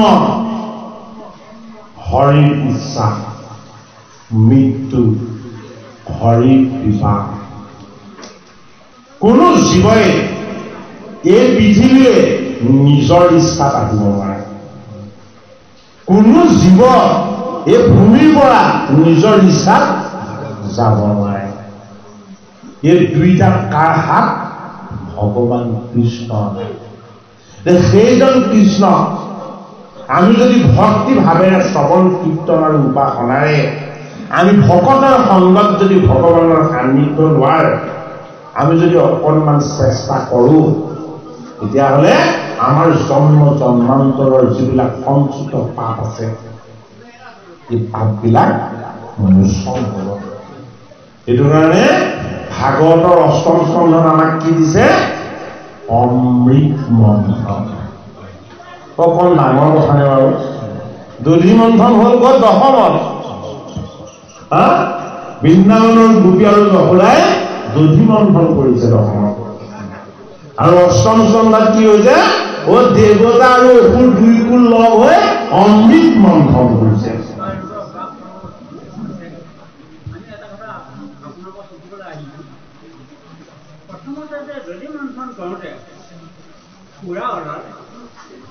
অমৃত মন্থন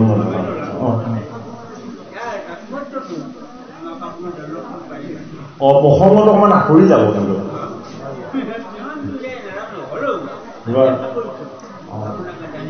যে অমৃত মন্থন ভাগৱতৰ 8ম স্কন্ধৰ তত্ত্ব।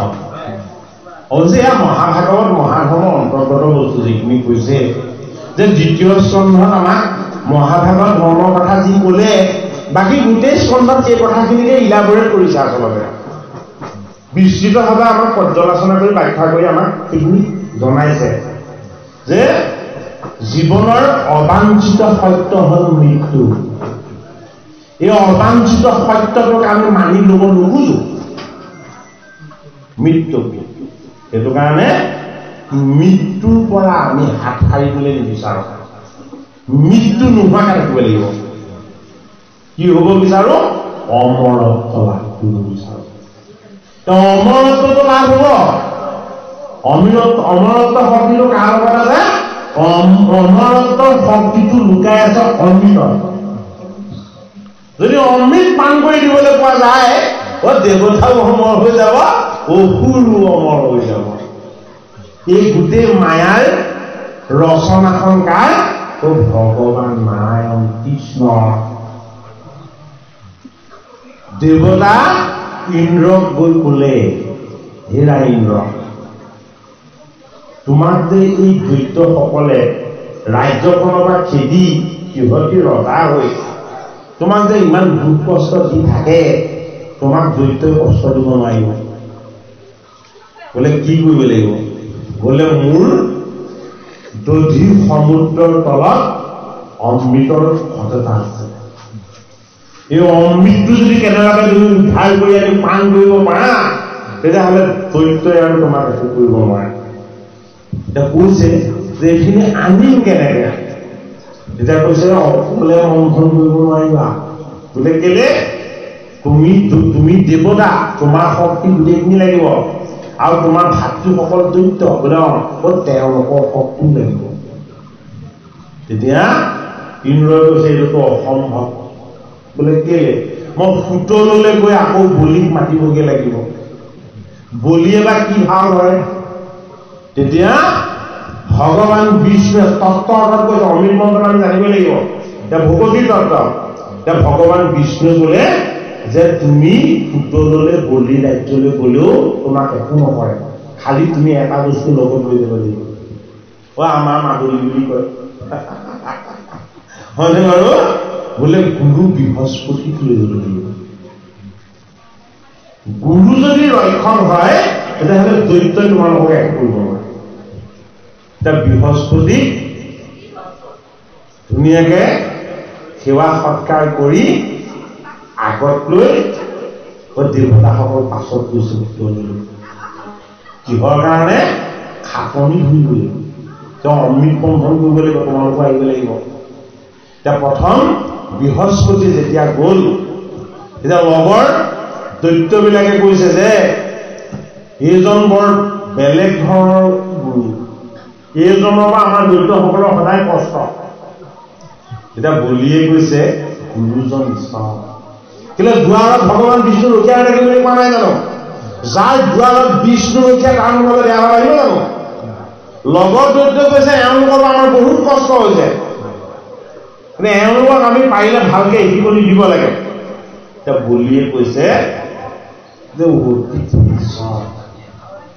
এওঁলোক দেৱতা নহয়, এওঁলোক মোৰ কাৰণে ভগৱান, আৰু ভগৱানৰ ভিতৰতো প্ৰত্যক্ষে যিজনাক আমি দেখো সেইজন গুৰু।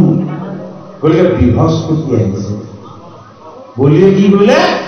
বলিয়ে বৃহস্পতিৰ চৰণ ধুৱালে, চৰণৰ জল শিৰত ললে আৰু সেৱা কৰিলে। সেৱা কৰি থাকি যেতিয়া সন্মুখলৈ চাই দেখিছে সেয়া বৃহস্পতি নহয়, ভগৱান বিষ্ণু। বিষ্ণুৰ কি অনন্য ৰূপ! বৃহস্পতিৰ লগত লৈ যাব লাগিব বুলি কৈছিলে, আৰু কেৱল বলিয়েহে দেখিছে। যেতিয়াই চৰণ ধুৱাই চৰণৰ জল, যেতিয়াই বলিয়ে বৃহস্পতিৰ চৰণৰ জল শিৰত ললে, চতুৰ্ভুজ ৰূপত সেয়া বৃহস্পতি নহয়, ভগৱান বিষ্ণু। এতিয়া বলিয়ে কোন ছাতি কলে, মই সন্মতি দি দিলো। কি দৰ্শন? হৰি দৰ্শন হৈ গল। যিজন ঈশ্বৰ স্বৰূপ গুৰু মোৰ পুতললৈ আহি মোক পুতল শুদ্ধ পবিত্ৰ কৰিলে, কি উদ্দেশ্য লৈ আহিছা মোক কোৱা, মই সহায় কৰিম। তেতিয়া কি কৰিলে? বোলে দধি সমুদ্ৰত অমৃত আছে, আমি দুইটা কুকুৰ লগ হৈ আমি অমৃত মন্থন কৰিম। তেতিয়া অমৃত মন্থনৰ কাৰণে আমাৰ লগত দুটা বস্তু আছে। দেহৰ বলটো বলি, মনৰ বলটো ইন্দ্ৰ দেৱতা। গতিকে অমৃত মন্থনৰ কাৰণে আমাৰ দুটা বস্তু লাগিব, দেহৰ বল আৰু মনৰ বল। এই দুইটা বস্তুক এক নকৰিলে, সেইটো কাৰণে দেহ আৰু মন এক নকৰিলে অমৃত মন্থন নহব। দুটা বস্তু কোন খালে?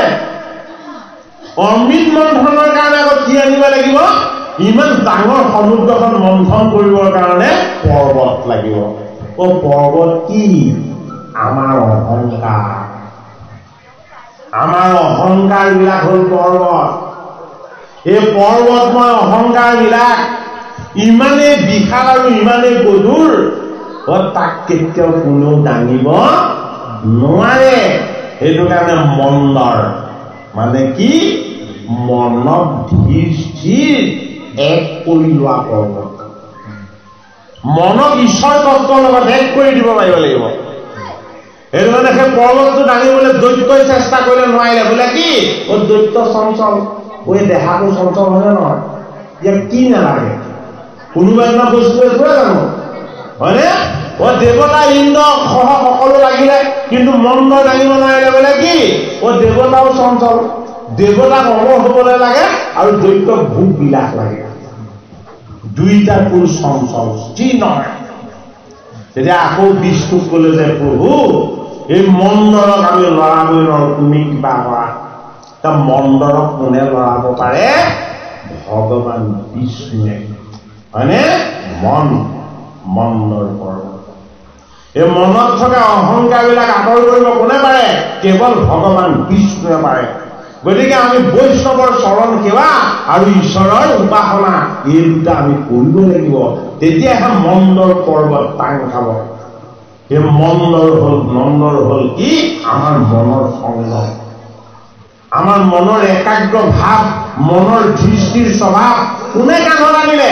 গৰুৰ মানে আত্মা আমাৰ যে আত্মাৰ শক্তি এই আত্মাৰ শক্তি কি প্ৰতিষ্ঠা হয় সমস্তখিনি তত্ত্ব প্ৰতিষ্ঠা হয় এই মনৰ ৰূপী মনৰ দৃষ্টিৰ অৱস্থাটোক আমি যদি এক কৰি ঈশ্বৰ ভাৱনাপন্ন কৰিবলৈ হয় তেতিয়াহ'লে ক'ত স্থান দিব লাগিব গৰুৰৰ স্কন্ধত স্থান দিব লাগিব গৰুৰ আমাৰ স্থান প্ৰতি গৰুৰ পিতাম্বৰ গৰুৰ আমাৰ পৰা আৰু অপৰা প্ৰকৃতিক প্ৰতিপালন কৰি ৰখা আত্মাৰূপী ঈশ্বৰ তত্ত্ব এইটো কাৰণে কায় বাক্য মন এক তত্ত্ব ঈশ্বৰ হলে নিব পাৰিব এই বুদ্ধিটোৰ নাম হল আত্মবুদ্ধি এই আত্মবুদ্ধি হল ঈশ্বৰ বুদ্ধি এই ঈশ্বৰ বুদ্ধিৰ প্ৰতিষ্ঠা হৈ গল কোন গৰুৰ কেতু শংখ চক্ৰ গদা পদ্ম ধাৰণ কৰি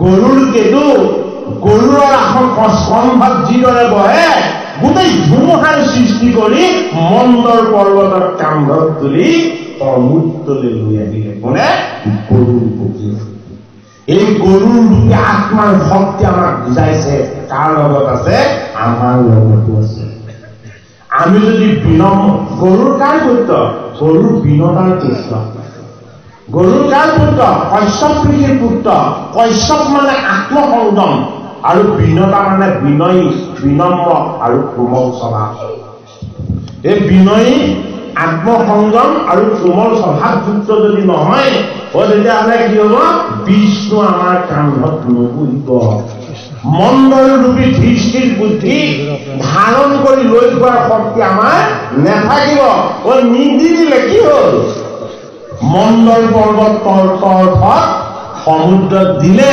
কিন্তু আশ্ৰয় নাছিল আশ্ৰয় নাথাকিলে কি হয় উৰুকে পাতালৰ পৰা আকৌ কি আনিলেগে পাতালৰ পৰা আনিলেগে বাসুকী নাক বাসুকী নাকটো কি বাসুকী নাক আমাৰ আয়ু ৰেখা জন্মৰ পৰা মৃত্যুলৈকে এই দেহ তত্ত্বত সদায় লুকাই থকা সপ্ত পাতালৰ তলত আমাৰ ঈশ্বৰ ৰূপত ধাৰণ কৰি ৰখা এই বাসুকী নাক হল আমাৰ আয়ু ৰেখা এইটো কাৰণে জীৱনটো হল আমাৰ মুখ আৰু মৃত্যুটো হল আমাৰ নেজ এই জন্ম মৃত্যুৰ দুইটা মূৰক এক কৰি বাসুকীৰ ৰূপত মন্দৰ ৰূপী দৃষ্টিৰ বুদ্ধি আমি কি কৰিব লাগিব মন্থন কৰিব লাগিব কিন্তু মন্দৰ আমি যেতিয়াই খোৱা হল কি হল মন্থন কৰিবলৈ লৈছিলে মন্থন কৰিবলৈ লওঁতে মন্দৰ হুৰুককে তললৈ সোমাই গল দেৱতা আৰু অসুৰৰ মাজত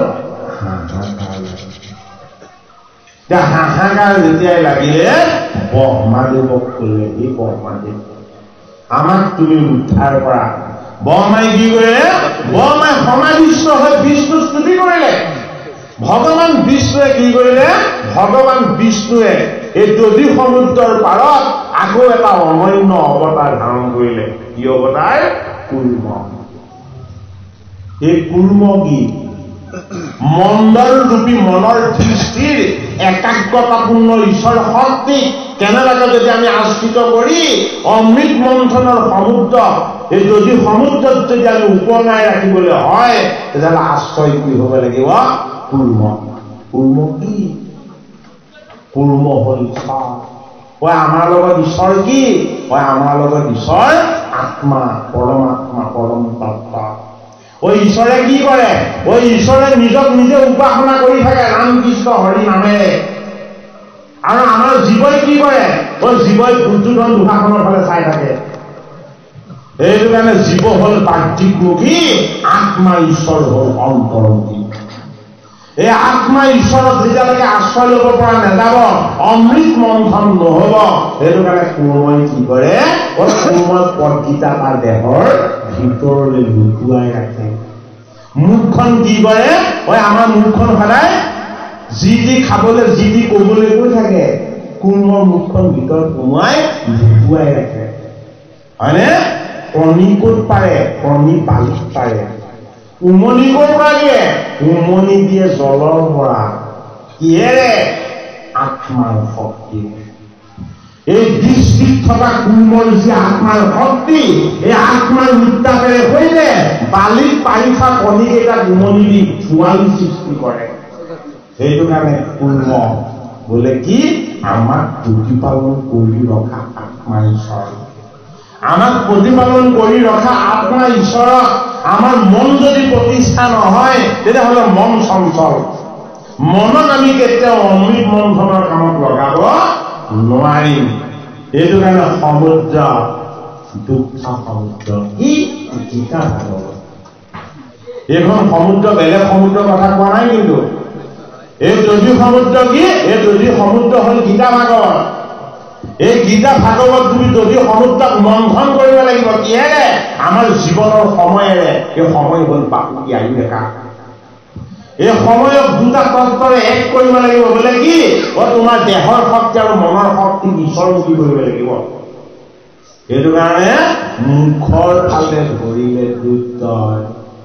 আমি গুণময় দেহ এটা লৈ অহা নাই জানো?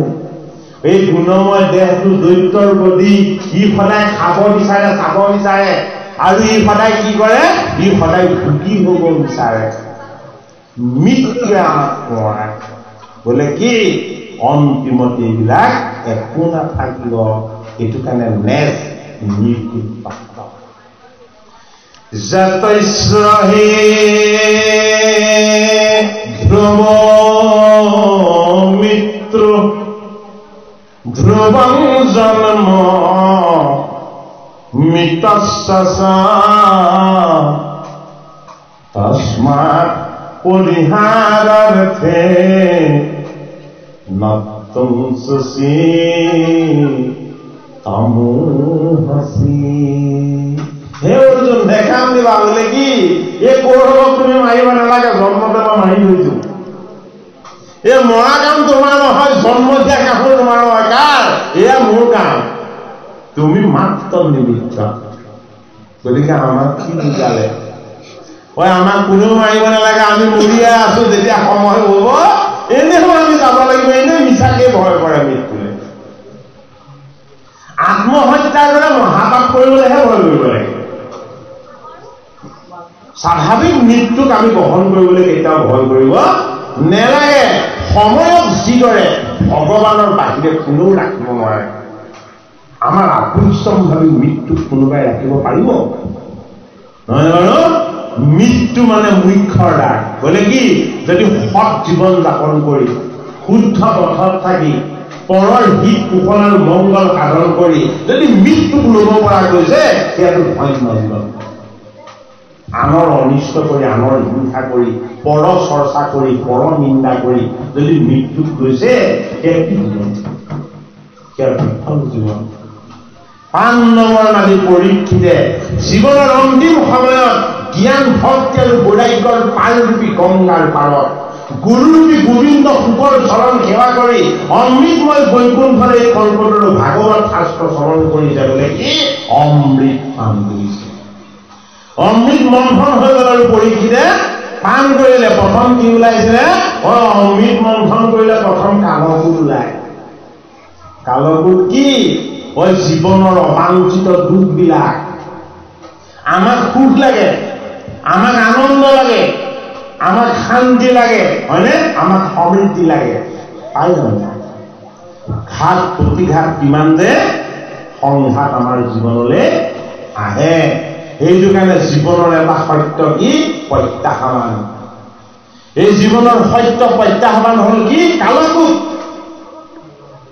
এই কালকূট ৰূপী প্ৰত্যাহ্বানবিলাকে আমাক কি কৰে আমাক দেৱতা ইন্দ্ৰক সুখৰ পৰা আঁতৰ কৰি খেলিব বিচাৰে দৈত্যৰূপী ভোগী আমাৰ এই ইন্দ্ৰকেইটাক কি কৰে ভোগৰ বাসনা এটা বঞ্চিত কৰিব বিচাৰে এইটো কাৰণে জীৱনৰ কালকূট অজ্ঞান অবিদ্যা আৰু তমসা এই অজ্ঞান অবিদ্যা আৰু তমসা কি এয়া হ'ল কালকূট মহাজ্ঞান কাৰ আছে বৈষ্ণৱ জীৱৰ আছে তেওঁ কি তেওঁ মহাজ্ঞানী হয়নে সংসাৰ কাৰ নাই জীৱৰ সংসাৰ নাই বোলে কি পাৰ্বতীক বিয়া পাতি আনিলে 1000 বছৰলৈকে মুখলৈকে চোৱা নাই বিবাহ হ'ল কিন্তু সংসাৰ নাই হয়নে শিৱই কৰে কি শিৱই গম পাই যে মই জীৱহে মই দেহ নহয় এই দেহটো মিছা সেইটো কাৰণে কি কৰে মিছা বস্তুটোক চাই সানি ঢাকি ৰাখে এইটোতো এদিন চাই হ'ব ভস্ম হ'ব হয়নে সেইটো কাৰণে দেহত চাই বা ভস্ম সানি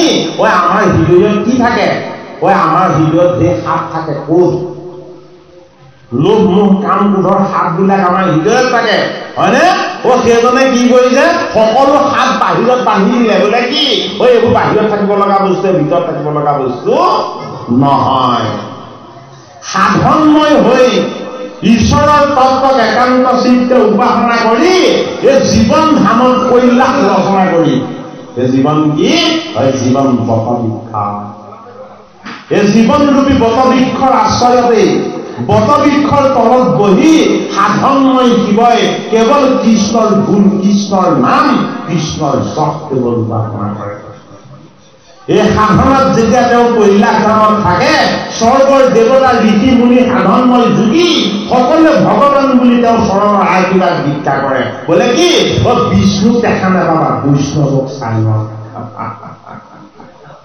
বৈষ্ণৱজনক দৰ্শন হলে ঈশ্বৰ দৰ্শনৰ আনন্দ পাবা দেৱতাসকলে বিষ্ণুক দেখা পালে বৈষ্ণৱক সেৱা নকৰিলে সেইটো কাৰণে অমৃত নাই পোৱা এতিয়া কি কৰিব লাগিব বিষ্ণু বৈষ্ণৱত নাহি কিছু ভেদ বৈষ্ণৱত আশ্ৰয় ল'বগৈ লাগিব এই বৈষ্ণৱ শিৱৰ চৰণত গৈ দেৱতা আৰু অসুৰে যেতিয়া আশ্ৰয় ল'লে শিৱই হাঁহি হাঁহি কৰিলে ভগৱান বিষ্ণুৰ মায়াই তোমালোককতো মুহি আছে মোকো মুহি আছে এই কালকূটটো তেওঁৰ মায়াহে তোমালোকে নাজানা তেওঁ কিবা মোৰ জ্ঞান লাভ হৈছে এই কালকূট মায়াটো মই খাবই নালাগে চাই দিলেই নাইকিয়া হ'ব হয়নে বাৰু সমুদ্ৰৰ পাৰলৈ গৈ এই কালকূট ৰূপী মায়াৰ ভ্ৰমৰ বিকাৰবিলাকক সাধনময় বৈষ্ণৱ শিৱই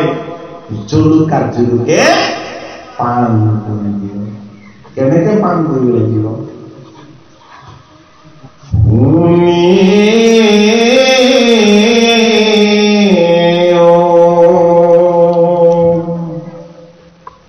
পার্বতী তুমি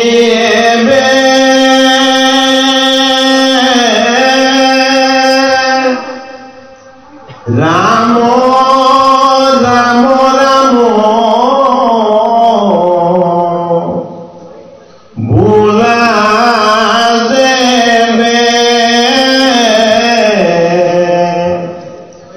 তোমার বদান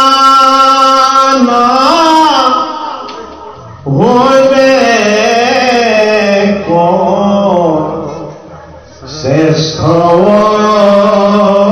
মূল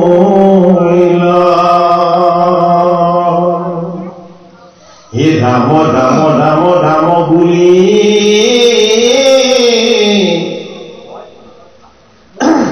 রামতে রমহু সর্বাক্ষরে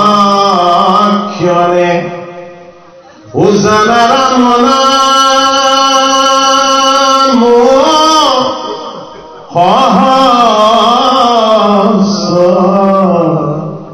নামর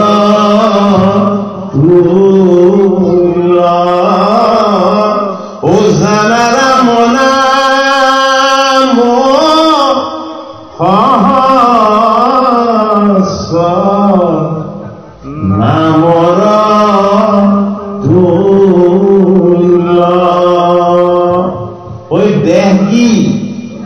প্ৰকৃতি পাৰ্বতী কাৰ কন্যা দক্ষ কন্যা ৰজগুণী ব্ৰহ্মময় ৰজাৰ কন্যা হয়নে এই দেহৰূপী পাৰ্বতী কি লাগে ইলাবৃত্ত বৰিষৰ বিলাসৰ ফুলবিলাক লাগে পুষ্প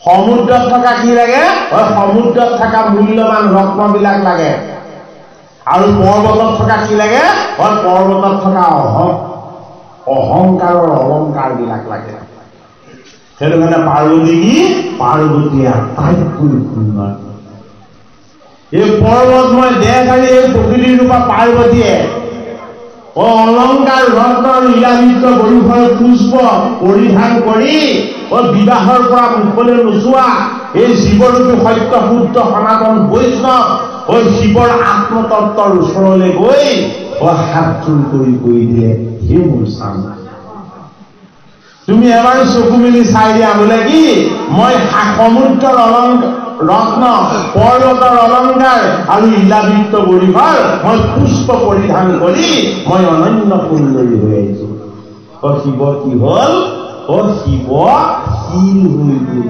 পাথৰ হৈ গল জড় হৈ গল চৈতন্য হৈ আছিলে এই জীৱৰূপী শিৱ কি হৈ গল ঈশ্বৰ সাধনাত থকাৰ কাৰণে ভোগ আৰু বিলাসৰ অলংকাৰ চাবলৈ পোৱাৰ কাৰণে শিলা হৈ গল পাথৰ হৈ গল জড় হৈ গল পাৰ্বতীয়ে খুব কান্দিছে কি হব মোৰ স্বামীক মই কি দেখুৱাবলৈ আহিলো কৈলাশ ধামত তেওঁ সদায় চৈতন্য হৈ ঈশ্বৰ ভাৱনাত লিংগই আনন্দময় হৈ জ্বলি আছিলে গোটেই কৈলাশ ধাম তেওঁ দেহৰ জ্যোতিৰে পোহৰ কৰি ৰাখিছিলে মই কি ভুল কৰিলো তেতিয়া আকাশীবাণী হল বোলে কি আত্মলিংগত তুমি দুগ্ধ ঢালি দিয়া ক'ত পাব দুগ্ধ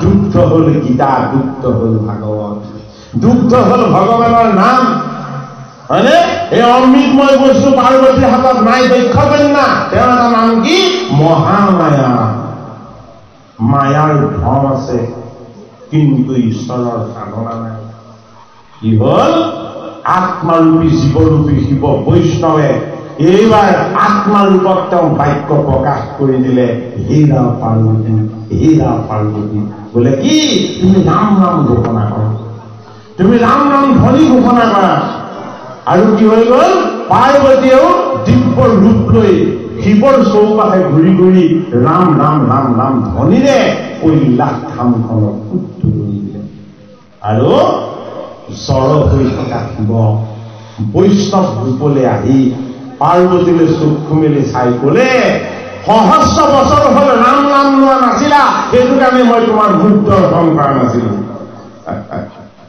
বৈষ্ণৱৰ মহিমা ভাৰ্যাৰ মুখো নাচাই যদিহে ভগৱানৰ ৰাম নাম নলয় যেতিয়া শিৱৰ আজ্ঞামতে পাৰ্বতীয়ে যেতিয়া মুখেৰে ৰাম নাম স্মৰণ কৰি দিলে কি হৈ গল হাতত তাম্বুল হৈ গল কৈলাশ ধামত ৰামকৃষ্ণ হৰি নামৰ নৃত্য ৰচনা হৈ গল সাধনময় শিৱই পাৰ্বতীক কলে ধন্য দক্ষ বোলে কি ধন্য মোৰ যায় তোমাৰ মুখত যেতিয়ালৈকে ৰাম নাম থাকিব তেতিয়ালৈকে মই কি মই শিৱ মানে শান্ত শিৱ মানে প্ৰশান্ত শিৱ মানে মংগলময় তেতিয়ালৈকে মই মংগলময় শিৱ তোমাৰ স্বামী হৈ থাকিম গতিকে শিৱ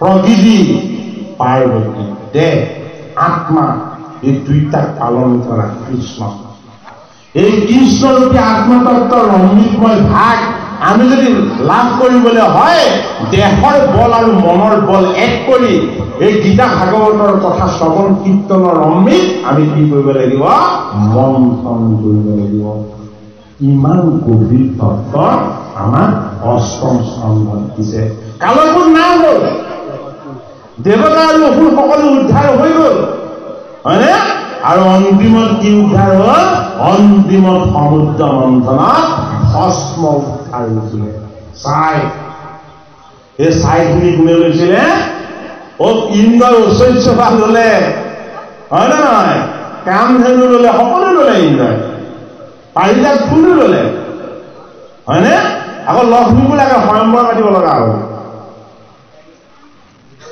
কিন্তু অন্তিম বস্তুটো কাকো নালাগে। অন্তিমত কি ওলাইছিলে? ছাই ওলাইছিলে। তেতিয়া ভগৱান কৃষ্ণক তুতি কৰি এই মহাবৈষ্ণৱ শিৱই ক'লে, সমুদ্ৰ মন্থনৰ অন্তিম বস্তুটো মোক নিয়াহি ভগৱান। ক'লে কি? এই ছাই হ'ব মোৰ জীৱনৰ অলংকাৰ। হয়, আমি মৰিলে কি হওঁ? সেই সত্যকণেই হ'ল অমৃত মন্থনৰ সত্য। আমি অকণমান ধূলি বালি চাই বাঢ়ি আৰু বেলেগ নহওঁ। জীৱনৰ সত্যটোক আমি উপলব্ধি কৰিব পাৰিব লাগিব। ভাগৱতৰ ৮ম স্কন্ধৰ এই অমৃত মন্থনৰ ঈশ্বৰ তত্বৰ যোগেদি অমৃত কোনে আনে? অমৃত আনে ভ্ৰমণটোৱে। আৰু বাৰুণী বা সুৰা কোনে আনে? বাৰুণী বা সুৰা আনে বাৰুণী দেৱীয়ে। ওই জীৱনটো যেতিয়ালৈকে ভ্ৰমত ঘূৰি ফুৰিব, ওই আমি তেতিয়ালৈকে বাৰুণী সুৰা পান কৰি থাকো। এই ভ্ৰমৰ পৰা জীৱন মুক্ত হৈ ঈশ্বৰ সুখৰ আনন্দৰ ফালে আমাৰ জীৱন যেতিয়া আগুৱাব, ওই তেতিয়া আমি অন্তহীন ধন যিজনৰ হাতত আছে, ওই সেইজনৰ চৰণৰ ফালে চাবলৈ লাগিব। অন্তহীন ধন কোনে বিলাব? ধনন্তৰীয়ে নিবিলায়। নিবিলায় কোনে? বাৰুণী সুৰাও নিবিলায় বাৰুণী দেৱীয়ে। ঐ এয়া বিলাবৰ কাৰণে ভগৱান কৃষ্ণ অনন্য ৰূপ। বোলে কি? মোহিনী। মোহিনীৰ ৰূপত বাৰুণীও বিলালে, মোহিনীৰ ৰূপত অমৃতো বিলালে। কি তত্ত্ব? তোমাৰ মায়ায়ে মন মোহিয়াছে হৰি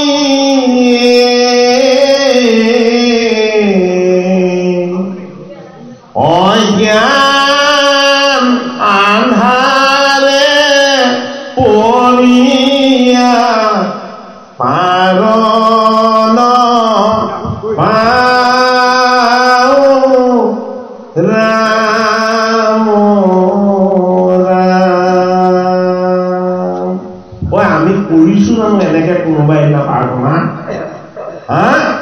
যি কৰে মাধৱ হে জগতৰ হৰি।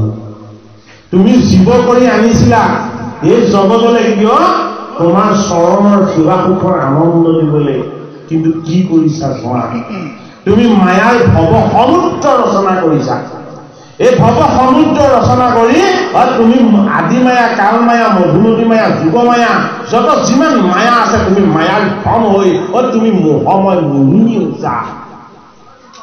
এই মোহিনী ৰূপী তোমাৰ মায়াৰে হৈ তুমি মোৰ মনটোক মোহিত কৰি আত্মাৰূপী কৃষ্ণ দৈৱকী নন্দন অমৃতময় ঈশ্বৰৰ পৰা তুমি মোক বঞ্চিত কৰি ৰাখিলা। গতিকে অমৃত বিলাব কোনে? মোহিনীয়ে। গতিকে যি মোহিনীয়ে অমৃত বিলায়, সেই মোহিনী আমি কলৈ চাব লাগিব? দেৱতাসকলে মোহিনীৰ কলৈ চাইছিলে বাৰু? দেৱতাসকলে মোহিনীৰ চৰণলৈ চাইছিলে। আৰু দৈত্যসকলে কলৈ চাইছিলে?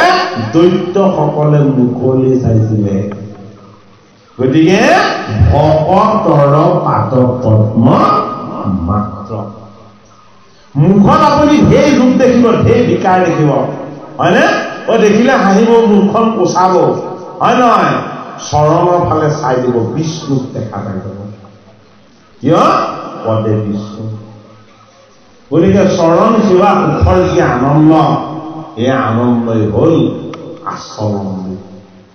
ভকতৰ গুৰুজনৰ, হয়নে, ঈশ্বৰৰ চৰণ সেৱাৰ যি অমৃত, এই অমৃত যদি আমি কেনেবাকৈ অকণমান পান কৰিবলৈ পাওঁ, আমাৰ তেওঁ মায়াই আৰু আমাক বৰতে মোহিত কৰিব নোৱাৰে। সেইটো কাৰণে ৮ম স্কন্ধত দিছে কি? অমৃত মন্থন। দেৱতাই পালে, দৈত্যই নাপালে। কিয়? অমৃত নিৰ্গুণ, দৈত্য গুণময় দেহধাৰী। দেহৰ অমৃত নালাগে, ই ভস্ম। সেই সত্য শিৱই দেখুৱাই দিলে বৈষ্ণৱজনে। এই দেহটো ভস্ম হ'ব, ইয়াক চায়েই লাগিব। সেইটো কাৰণে ভস্মখিনি কোনে ললে? শিৱই ললে। আৰু অমৃত কোনে দিলে অমৃত ইন্দ্ৰই লৈ গ'ল আকাশলৈ হয় নহয় এই অমৃত হ'ল আমাৰ ভক্তি সংস্কাৰ ভগৱত সংস্কাৰ আৰু ঈশ্বৰ সংস্কাৰ হ'ল আমাৰ চিত্ত বুদ্ধি মনত প্ৰতিষ্ঠা হৈ যোৱা গতিকে সেই অমৃত ভাগৱতৰ অষ্টম স্কন্ধই আমাক পাঠ কৰাব বিচাৰিছে পান কৰাব বিচাৰিছে আমাৰ কৃপালু বাপজনাই প্ৰশ্নটো সুধিছে আমি যিমান পাৰোঁ সিমান কম্পেক্টলি ক'বলৈ যত্ন কৰিছোঁ তথাপিতো আমি যে শুদ্ধকৈ ক'ব পাৰিছোঁ এয়া কিবা আমাৰ মনত সংশয় হৈ গৈছে হয়তো আমাতকৈ গুণীজনে মানুহজনী ইয়াতকৈ বেছি তত্ত্ববিদ দৰকাৰী অমৃত মন্থনৰ হয়তো পৰ্যালোচনা কৰিব আমাৰ যদি কিবা সিদ্ধ হৈছে আপোনালোকে মৰিখন কৰিব কৃষ্ণ আমাৰ কৃপালু বাপজনে অকণমান পাঠ কৰক আমি আধা ঘণ্টামান সময় অকণমান জিৰণি ল'ব লাগিব গতিকে আপোনাৰ সৰু আইতা কৰক বেছি সময় নহয় আধা ঘণ্টামান কিছুমান সময় জিৰণি ল'ম তাৰমানে